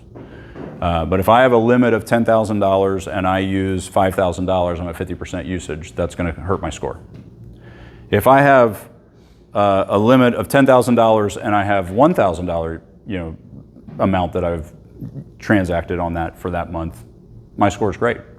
But then over here, I got this Kohl's card, right? And it opened with a $350 limit, and I bought $280 worth of clothes, and I have almost maxed that sucker out. And my score implodes because I'm maxed on one of those cards. And it's almost impossible not to be maxed on those store cards because their limits are so comically tiny. And so they'll do that all the time, and then people will open all these things and buy that one thing, and their score just falls off a cliff. It's not worth it. Don't just say no. And I'm the guy that if I'm in Kohl's and they're like, "You want to open?" I'm like, "You do not want to ask me that question." Just because I will tell you why I'm not going to, and I don't want to get on that soapbox right now. So anyway, but yeah. So you want the way that I think of it is I want cards where my average spend, which our average spend is pretty high because we're putting all our bills on it, right? So my limit needs to be really high so that that average spend is always coming in less than 33%, right? That's the target we're aiming at. Now, here's the problem. If you don't have the discipline to not spend what you don't have, having a high limit can destroy you. So this is where that maturity, that growth into responsibility around how we're going to use this thing. Credit cards can absolutely ruin you. There is no question. We just need to approach them in a way that keeps that from happening. Let's talk about debt. Oh, any other questions on retirement real quick before I move on? Yeah. You briefly mentioned personal wealth IRAs. Yes. That's wonderful. Yes. What sources would you use? Which, what, sorry? What sources would you use? Oh, for the Roth. It depends on what you're doing in terms of if you have a financial planner that you're working with, wherever they custody assets is fine. If you're not in a place where you're using any kind of planner or any advisor, Schwab, Fidelity, Vanguard, they're all pretty much the same. So I'm not an advocate of any of them specifically. So, but anywhere, as long as you're funding it, I honestly don't care. Yeah, go ahead. Kind of back to savings. Yeah. You said obviously you want your emergency fund Yep. more liquid and not invested. Sure. But on top of that, if you have a travel savings account Mm-hmm. or separate savings that you don't want to lump into an emergency fund account. Yep. Do you invest those? Or So, do you keep them all? Great question. My rule of thumb is if we are going to use these resources within the next 12 months, I'm keeping them in cash. Yeah. If we're using them beyond 12 months, And you do separate accounts for all of those? I don't. I just keep track of them in Quicken. Okay. So I have one savings account, but I'm earmarking what I'm going to be using, and I'm preparing for that inside the one savings account. So you can track them in separate accounts. It just gets really squirrely, and most of the time when you're not using a system that unifies all of that, that's the only way you can do it, is to just open different accounts and buckets and then use the bucket system to keep it straight. But once you've got it all in a system, then you don't need those buckets anymore. So this is part of the problem with finance. There's so many problems with finance. One of the challenges with saving is we are saving simultaneously for a series of events that happen over time. And that is really hard to manage, right? So you are saving for retirement, and if you have kids, school maybe, and maybe a vacation, and maybe this other thing, and a car that we got to buy, and we're saving for 25 different things all at once. But they're all happening over this lifetime, right? And so what the way that I think of investing is it is a series of timelines. I have money that I need right now in the next 12 months, that's cash. I have money that I'm going to need in the next 5 years, and that would be fixed income. And I have money that I don't need for who knows how long, and that's invested in the stock market, right? So we're thinking in timelines rather than necessarily individual buckets, right? Like inside that one account, I can have all those timelines. I can have some equities, and I can have some fixed income, and I can have all in one, but I'm using that as my bucketing rather than individual pieces. Yeah. Quick one, since you just mentioned it. Yeah. When would you suggest starting to save for kids' school? Great question. Kids' school. 529s are great. I have 529s. I'm using them right now. Super fun to get withdrawals out of those things. If you are thinking college funds, that's your best bet because you get the tax savings and all that stuff. The challenge though, what I would always recommend is always get you and your spouse on track. I see young families all the time over prioritizing college. Like, we had a baby, we got to start saving for college. I'm like, do you have any retirement money saved? They're like, well, no. I'm like, okay. Here's how this is going to work. When your child gets to be a high school kid, you're going to have to sit them down and you're going to say, hey, I got great news. College is paid for. The bad news is as soon as you graduate, your mom and I are moving into your basement. Right? They would always pick that you're okay if they, and maybe you have to get some student loans. Like if you gave them that option, right? Like we're okay and you have to get some student loans, or you get to go to college for free, but you support us for 30 years. They would always pick, and we're picking for them. We're making the wrong decision. So anyway, so 529s are great. But like when? Like as soon as they're born? Or? Yeah, if you've already knocked out your retirement savings, if you're already hitting those targets, then absolutely get going as soon as they're born. Yeah, I wouldn't necessarily do it before they're born. You could technically open one for you and then change it to them and all that stuff. I just don't think you're going to get that much of a win out of that. So I would just do it once they're born. Yeah, go ahead. Is it 529, is it for college or can you open Can be used, one that's like yeah. for use at a certain? Any level of education now. It used to just be for college, but now it's any level of It's for education. anybody, right? I mean, you can use it for yourself. Grandkids, yourself, you bet. Yep, you can change the beneficiary to anybody else that you need to, that within a degree of separation. I don't remember all those rules. I don't get paid to remember those rules anymore. But yes, yeah, go ahead. Are there other 529s besides BlackRock, or is BlackRock primarily? Well, so if you use Ohio's direct, they are Vanguard. BlackRock is the commission-based product, but they also have a direct option that's Vanguard. And Ohio gives you a state tax deduction, so it's worth getting. And they're all the same generally other than that, so I just say, just get the Ohio one. But honestly, again, not your financial advisor. There might be other reasons. Talk to your financial advisor about that. That's my disclaimer. Yeah, go ahead. Describe how Roths are taxed differently or tax liability. Yeah, Roths? Yeah. So the traditional IRA, traditional 401k, you put money in now, you get a deduction, right? So if I put $1,000 in, I get to deduct $1,000 off my income. Right? That $1,000 in that traditional setting turns into $100,000 when I retire, let's say. I do really well with that $1,000. When I pull that out, all 100 of that is taxed at whatever that rate is at the time. So I get a deduction on 1,000, but I pay full tax on 100,000, right? The Roth is the opposite. I don't get to deduct the contribution. So I don't get the savings today on the 1,000, but if that 1,000 turns into 100,000, all 100 is free coming back out when I'm retired. Yeah. Right. Did I just blow your mind? Well, yeah, I think I always, that's funny because I'm studying this, so it's really bad. I always thought or read into it that it would be like you would add tax life, like you would have to pay extra. No, you just don't get the deduction. Yeah. Well, and that's the thing, because look, here's the deal. Like if your tax rate right now, if you're not making a ton of income, and your tax rate is 10%, let's say, right? 10% on $1,000 is not a giant tax savings. But who knows, maybe 25, 30% on $100,000 is a much bigger number than the 10% you saved on your So at younger ages and younger or lower income tax levels, the Roth is magic. Honestly, it's one of those things that it's like they're definitely going to get rid of this. There's no way. They can't afford it. They're going to have to tax it. But the way that's happened in the past with things like annuities, they had a pre-1986 law, they grandfathered all the old ones. The way they do that historically, doesn't mean they have to, but you have the highest chance that if you get it in now, it'll follow the current rules, and the current rules are wonderful. And so it's like, pile it in there.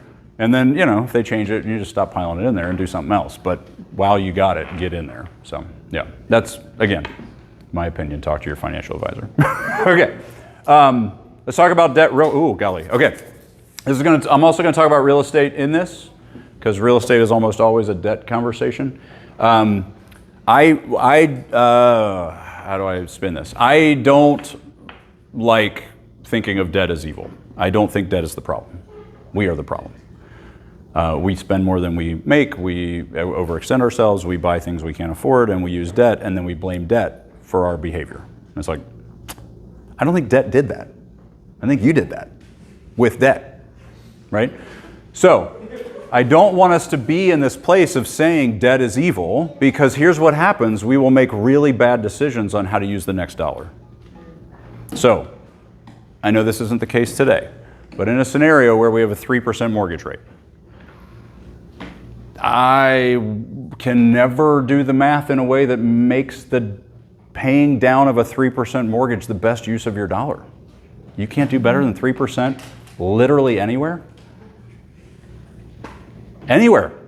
And here's the thing, you can always pay the mortgage off, right? So if I make a pile of things over here that are making 8, 7, 6, 5, who cares, percent, and I am paying the minimum of my 3% mortgage, and then someday I decide I don't want this anymore, I have a whole pile that I can use to wipe that thing out. But if I do the opposite, if I pay everything against my mortgage because I hate debt and I want to get rid of it and it's evil, debt is evil, I got to get rid of it, all I have is a house. There is no pile. I can't pull a shingle off and go buy milk in retirement. I have a house. How do I get that pile of money back out? I borrow it back out. See, like, this over-focus on debt causes destructive financial outcomes. Because we're so convinced debt is evil, we make really bad math decisions. The math is actually not that hard here. I can put it over here and I can use it anytime I want to pay that off, and this makes more than that. This is easy math. But because it's evil, the math doesn't matter. We got to stop thinking that way. So I break out the idea, like anything you're using that's good debt, bad debt, stop thinking that way. Good, bad, stop doing it. Yeah, go ahead. How do you handle being over leveraged? Yes, great question. You so, do a lot with the math. Yeah. That's why I was curious, yeah. Yeah. So, yeah, we do still need to afford cash flow. We do still, like, there are so many other pieces to this. So if you are in a place where you're like, hey, 3% mortgage is great, so I'm just going to borrow to the moon, and then I can't afford it cash flow wise, I can't live in that, and I didn't write it down, but in that 80-10-10, right? All of a sudden my mortgage, this is how people get house poor, right? Is they have such a huge mortgage payment cash flow wise because the debt is cheap. You still got to pay for it, right? So we got to make sure we're managing that. I am a big fan, and again, don't shoot the messenger. I mean, you are free to disagree with me. That is totally fine. I am a big fan of 30-year mortgages because you can pay your 30-year mortgage off next month if you want to. There's nothing that says you have to keep it for 30 years. But if you lock down a 10% mortgage and that minimum payment is here and something hits the fan, your minimum payment is still here. But if I get a 30-year mortgage and I pay the 10% payment, or 10-year payment, I still pay the thing off in 10 years. But if something hits the fan, I can, for a month, drop that back down and pay the minimum if I need to, right? So just stop over-focusing on getting rid of debt that's efficient. And that's what we want to be thinking. Not good or bad, even though these sound similar, they're different. Efficient debt means I am using leverage to my advantage, which is your point. I am building these resources up while I'm also using the bank's money at a reasonable cost. If I am not building these resources up, I'm not levered. I'm not actually getting the leverage to my favor, the bank wins, right? But if I'm actually using the fact that I don't have to pay that off as fast to build up more money over here, now it's actually working for me and I'm prepared for future obedience, okay? That's efficient debt. What I would call more of a neutral debt would be like a car loan if the only way that you can get to work to create income is to buy a car that won't break down on the way to work every day, right? If the only way you can afford to do that is to take a loan out, that's fine. That makes sense to me. That's not something we need to hate or be angry at ourselves about. However, once you pay that thing off, keep the car long enough that you can pay cash for the next one.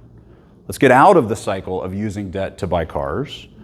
But it's okay to use one if you need that in order to create the outcome you're looking for your family. I see so many people who are just trying to figure this all out and do it with no debt, and they, buy a $2,000 rattle trap car that comes with $5,000 of problems. And it destroys them. And they lose their job.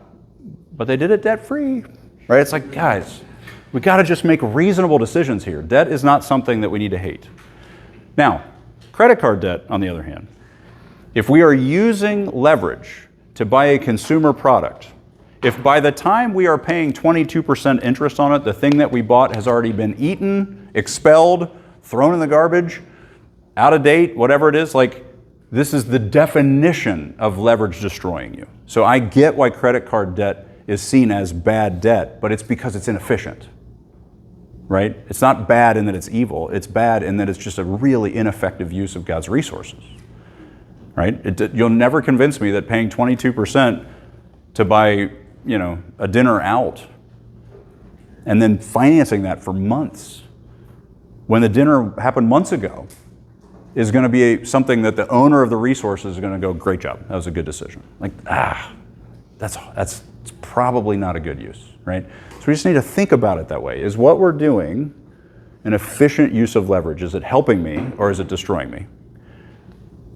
And it clarifies things. And then if it is helping me, I don't need to speed this up. I can let it do its thing while I build up more and more ability to be obedient in the future. Go ahead. So we grew very Dave Ramsey when we got married. Fair enough. 15-year loan, we grew Yep. hundreds extra. Yep. Would you recommend, like, basically mixing it down to our minimum payment? Oh, well, is it a 3% mortgage? 4. Yeah, dude. Yeah. I mean, you make more than that in your savings account. Right? Like, why are we paying it off? And I know that's like we shouldn't do that. Guys, it's net worth. You grow your net worth 2 ways. Save things, pay down debt. You can actually do both. And the question is, what's the most efficient way to grow it? And if the debt is super cheap, grow the things that you can always use to pay the debt off if you want to, but don't over prioritize that debt reduction because it's one side of a coin.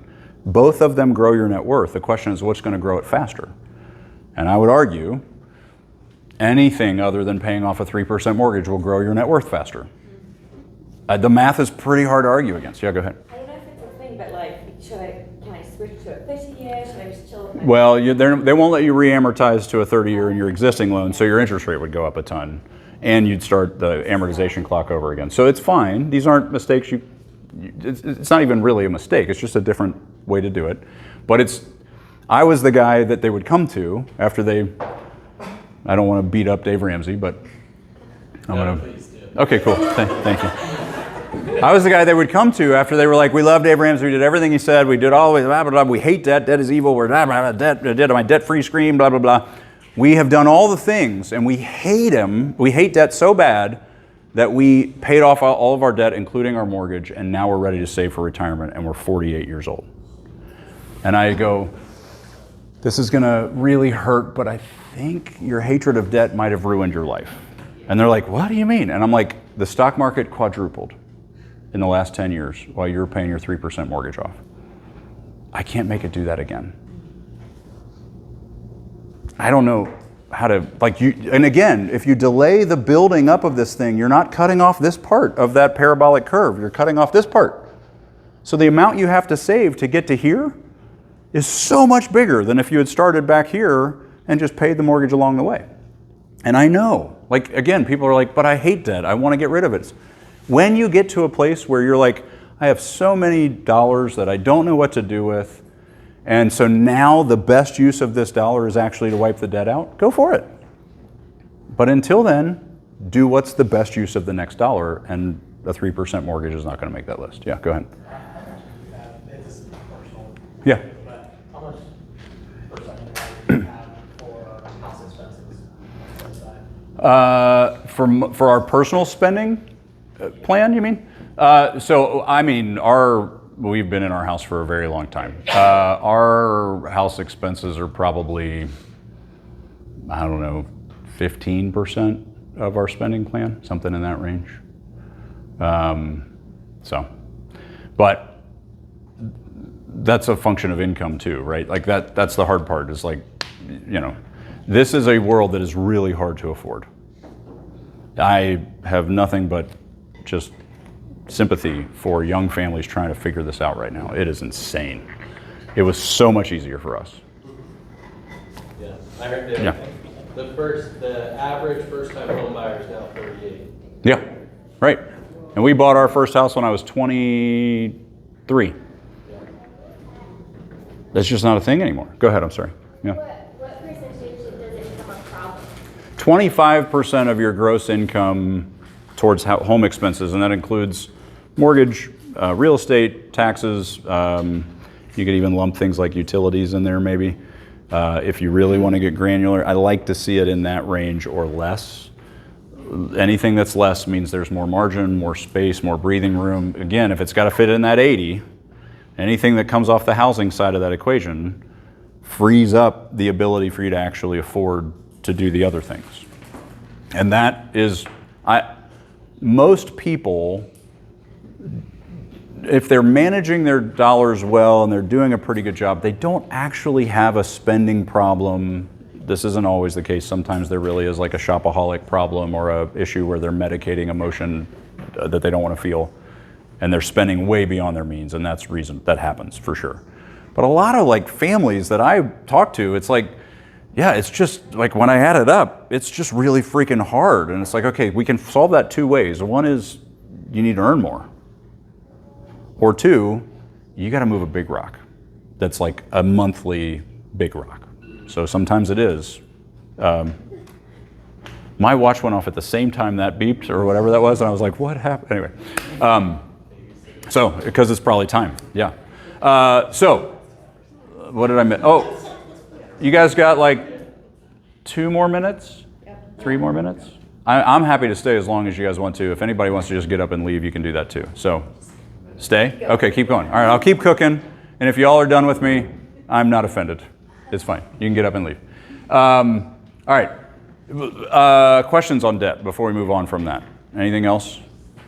What percentage did you just say you liked for, was it for Housing, housing? 25% or less, ideally less. 25 is like top, that's as high as we really want to be. Yeah. And then from what I'm hearing you say, paying off something like medical bills, which has no interest, is not a great use of time. Correct. How do you like get that emotional, like, because you just want to like see it gone? Yeah. I guess you just have to like This- affirmation of every day. This, so good. This is why the net worth is so important. Because we think the only way we can measure progress is if we see the balance of that debt go down. That's why you're stuck on it, because it's progress. But if we're tracking our net worth, we're making way more progress than that, right? If we're adding money to 401k, if we're paying down our mortgage, if we're building, like our net worth is going up quite a bit faster than that medical bill. And so we just got to reorient our success target as our net worth is growing. And it doesn't matter how it grows. And if that's the case, then the question is what's the most efficient? And a zero interest, like, let that sucker ride as long as they'll let you. And I know that's like, ick. But if you're watching your net worth grow, you're going to be like, oh, it's continuing to get less and less important in the grand scheme of things. But if it's the only thing you're focused on, it becomes super myopic and it creates these decisions that make a ton of sense, but they're still wrong, right? And that's the problem. Yeah. What else? Yeah. Along that, this is going to be kind of a personal example, but we have a baby coming the end of September. Woohoo! Congrats. Yeah. We have an HSA, which obviously we can use for it, but we also know the tax advantages of. Yeah, the HSA, right? Yeah. Obviously, it'd be great to just like wipe it off. Yeah. What would you do? Would you pay it off with HSA money, or would you not? Okay. So you can line up probably 100 CFPs, certified financial planners, and ask them this question, and they'll give you at least 99 different answers. So here's mine. Take it for what? Okay. In theory, the HSA is tax Shangri-La. In theory. In theory, you put the money in, you get to deduct it, you get to invest it, it grows. And then in theory, you pay all this with your existing money, you don't use the HSA, it grows really big, and then someday you get to reimburse yourself for all this money and you get to take that out tax-free. In theory. In practice, never seen anybody do it.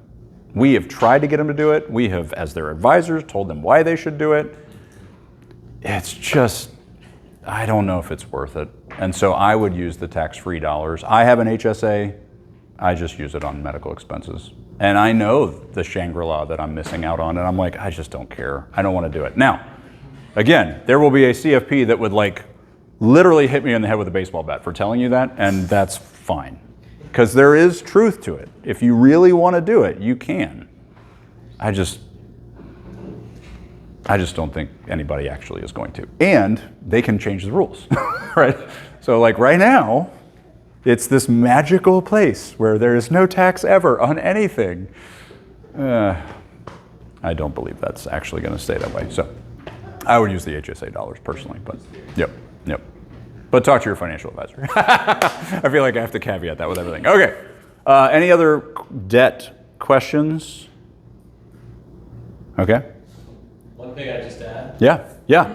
All hospitals will typically negotiate if you talk to them. Yes. So I got 5 years no interest because I kept going back to them and I'm like, I have no idea how I could afford $100 a month.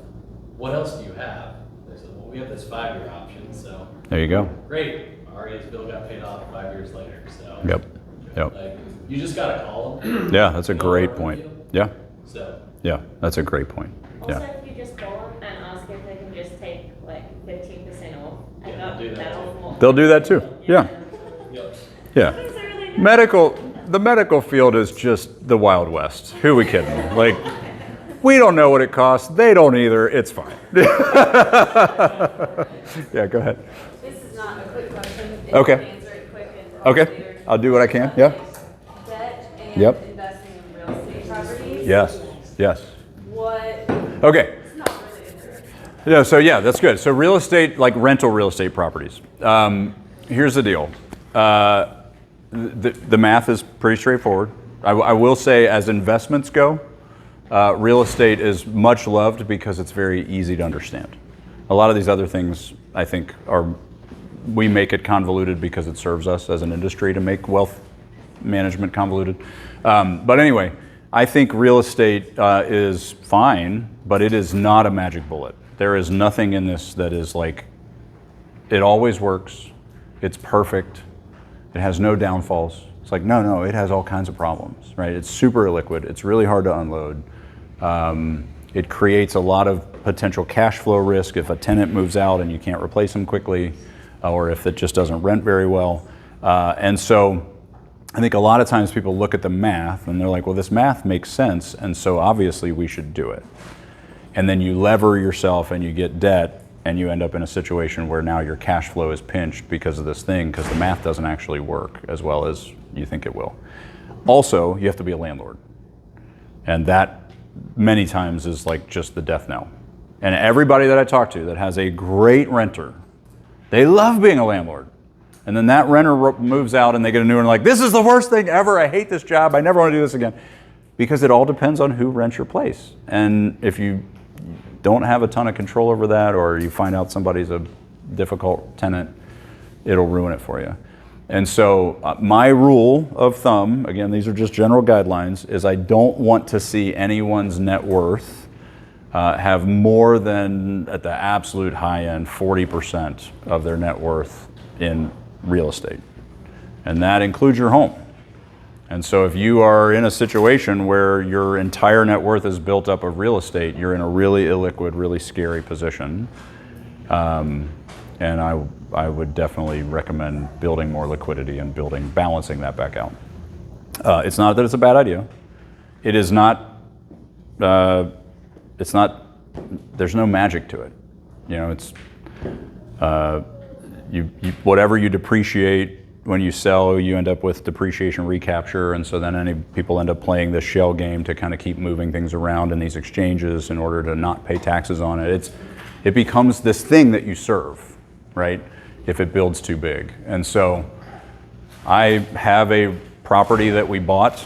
This was a really fun abundance fund thing that we did. This feels, well, anyway, we bought this. We had a dear friend of ours who had a connection. Their house burnt down and they didn't have any insurance.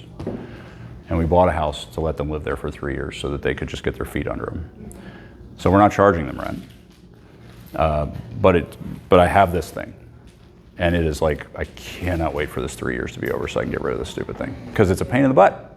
It's a pain in the butt. And they're wonderful people, and they're amazing humans, and they're not causing problems. And I still can't wait to get rid of this thing. So, like, it's not. So if you want to buy it, if anybody wants to buy a house in Hamilton, I'll sell it to you. That's right. That's right. Okay. What? Any other? Let's do this. I think I've hit most of these things. So. Lifestyle cap. Lifestyle cap? Oh, okay. Yeah. So the way we do the lifestyle cap is, I think this is that annual meeting that I talked about. So we decide what we're going to do in the coming year. So that includes vacation, it includes savings, it includes tithe. Our basic tithe is 10%. That is in our lifestyle cap. So our minimum level of giving is part of our lifestyle cap. And then everything over that we give, beyond that. But at a like that base framework where that lifestyle cap includes that giving. Okay. And so we map all that out, and then that's what we're checking in on in our monthly. When I'm hanging out with Amy and we're doing our money dates, it's what we're checking in on every 6 months or so. We don't do it quarterly with the kids because they don't care enough about it to do it quarterly. They're like, whatever, Dad. They're teenagers. But that is a fluctuating thing. It changes literally every year, depending on what we've got coming that year. So, Max went to Miami. Last year was his freshman year. The lifestyle cap changed because apparently college is expensive, right? And so, that's part of the math. So we're not like rigid and stuck in it. We're shifting that around. So, yeah. Yeah, go ahead. Maybe a provocative question here. Yeah. I hear you repeatedly refer to net worth, growing net worth Yes. specifically as a goal. Yeah. And I see that I can understand the way you talk about it in specific, as far as like making decisions about where money would go. Yeah. Can you talk a little bit about like how you balance that with hearing from God? Yes. Because like you said, grow net worth. Yes. And Yes. you actually decreased your net worth by doing some of the things you just described. Correct. For example. So Correct. It seems like the goal isn't just to grow net worth. Yes. Well, that's a great question. Here's what I would say, and wrestle this with me. The goal is always still to grow net worth until the owner of the net worth tells me what to do with it. So I will always keep growing it. And then when he says to me, give that person this thing, or make that happen, or do this, I will use any and all of it that he asks me to. So none of it is mine, no matter how big it gets. But until he is saying, do this or do that, I'm just going to keep building the pile until because I think he expects multiplication. I think I should be taking these resources and multiplying them. But then he says, do something, and I say, okay, and I give it away, or I do whatever with it that he asked me to. Does that not resonate? I'm open to pushback on that. It almost sounds like there's an assumption that he's not going to tell you what to do with it in the moment until you've grown your net worth, and then he tells you what to do with it. Like, what if he just says to somebody, I'm not saying this is everybody's answer, but people, like, don't grow your net worth, right? Yeah. Decrease your net worth significantly. Yes, that has happened. Right. That has happened. Yeah. But there is an opportunity there. There is a reason there. There is a direction there. And until that's the case, So in absence of correct, other direction. correct. Then I'm going to be more prepared for future obedience. And when he says do something, and then I'll be more prepared to say yes. Yeah. And I get that it's fuzzy. It's a navigation thing, right? One of the things that's really interesting is having had the abundance fund and like acting on it, we get better at knowing, oh, that's God. Like we get way better at hearing his voice when we obey. A lot of times people are like, I don't really know if I hear from God. It's like, start doing what you think he's saying and you'll find out. And then when you do it, you're like, oh, that was definitely him. And now I know what that sounds like, right? And so you hone in on it a little bit better. Yeah, go ahead. Sorry, behind. And what you're trying to say is like a plant will produce fruit until the fruit's cut off the vine, right? Yeah. The plant doesn't have the choice to grow or not. Yes. It's in its growth. I love that. In a way, and there's often analogies of the word parents find that the fruit. We're just supposed to produce And it says that the ones that aren't produced are cut off from the fire. Not that gas That's right. gas to help not be millionaires, of course not, but like, Right. the idea is that you're productive, and not just with the money resources, but with time. That's and right. love and energy. And that's why I think retirement is not biblical. Because I do think we are called to continue to be productive and be producing fruit. That's exactly right. You don't get to just check out. I think it's a little myopic, just to say net worth is financial from a kingdom perspective. Yeah, the reason why I use net worth in the financial space is I get pushback on that all the time from people that are like, but we're more than our net worth. I'm like, of course. You are of infinite value. Jesus died for you because you are so valuable to him. Like, this is such a... Net worth is just a financial word. Like, these are totally different conversations, right? I actually had that conversation with... We wrote this freed up curriculum with Crossroads, and they challenged me. They're like, I don't like the net worth term. And I was like, yeah, you're just going to have to get over that. Because I don't know how to explain financial terms without using financial terms. They're like, can't we just call it something else? I'm like, no, this is what it's called. Like, if you're going to teach somebody how sex works, but you're not allowed to use the words for the organs, you're going to confuse them. Like, we just got to use the words. This is what it's called. It's called your net worth. But you're absolutely right. It is not your worth. And that's where it gets muddy, is people think that that's what we're talking about. My worth is totally separate from my net worth, but my net worth is all his. So he can do whatever he wants with it, whenever he wants. And he has done some crazy things that have hurt me badly. Like, my net worth has dropped dramatically. And I'm like, go for it, man. It's yours. I don't care. Right? That is a learned experience for sure. What else? Questions? Yeah, go ahead. This is back to a debt question. Yeah. It's been bouncing around in my brain. When you talk about house debt, and you have a low mortgage, Yep. and so Yep. call that efficient Yep. debt. Yep. Got that. Yep. When I think about a car loan, Yeah. comparing like house with low interest rate versus a car loan, that Yep. would be more inefficient. Correct. Than a house, and I'm thinking about that as like your car's going to depreciate Yep. more quickly, so you're not going to get That's exactly right. necessarily a return on it. So, like the mindset around maybe having more of an aggressive spending plan for your car To get the would make car more loan out. sense. Sure. That's right. That's right. Okay. But if that loan is at a rate that's still not the best use of your next dollar, right? So if you haven't maxed out your 401k, don't pay your loan off. Okay. Right? Pay the minimum. If you haven't maxed out these things that are actually the best use of that dollar, then it's not the most valuable opportunity for you to pay that debt down, right? But once you get to those things, for sure, pay it off. But you're right, because the car is depreciating, you are borrowing against something that's losing value. Yeah, it feels like there's like a bit of a ticker, like a time. That's right, on it. and the ticker clicks to like halfway there as soon as you drive it off the lot, right? So that's a really nasty day. But these other things, like credit cards, you're buying things that have lost their value instantly because they've been consumed. Like, it's not just like, oh, that's worth less than I paid for it. It's gone, right? That's wildly inefficient, right? Car loans in that middle ground, but it's still something where we got to balance the rest of what we need to accomplish. And then if you balance that, pay it off for sure. I have no problem with that. Yeah. And would you say the same reputation or guideline applies with like get the longest car loan at a rate that makes sense? Like, well, I guess would that differ from? Yeah. So my whole thing on car loans is I never want to finance something beyond its useful life, right? Like that just feels like I'm setting myself up for failure, right? So if I'm going to finance something that is going to have a useful life of 6 years or so, there's no way I'm going to get a loan that's beyond that 6-year timeline, right? Because at least, even if it's declining in theory, they're still in lockstep. By the time it gets to it being worth zero, the loan by nature is going to be close to worth zero. So that's the idea. Yep. What else? That was a lot. How are we doing? All right, 9:18. Should we call it, Jamie? Sorry. Okay. Thanks, guys. I appreciate you being here. Thanks.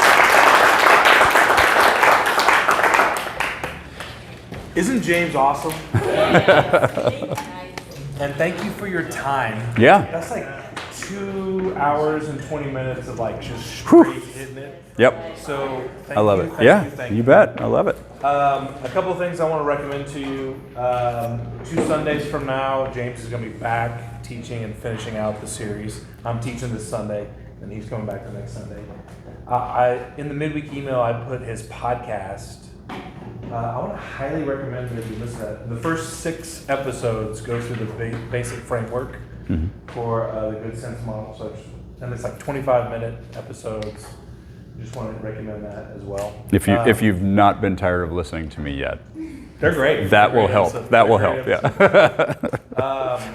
Thank you all. Can we just pray over James? And I'll pray over you all and pray over James, and then we'll be dismissed.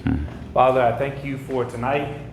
Thank you for my brother. I just ask for recovery and strength, that you would just bless him and his family. And also any attack of the enemy coming against him for speaking so much freedom. So I actually come against that in Jesus' name. We speak protection over our brother. And Father, we thank you for all that's been said. I ask that you would plant these truths deep in hearts and minds. We say yes to you being the boss over all things. We want to be stewards of your resources, so we submit to you. We thank you for tonight. We ask that you will walk with us as we continue to follow you. And it's in Jesus' name we pray. Amen. Thanks, y'all. Thank you. Peace. Thank you. Yeah, man.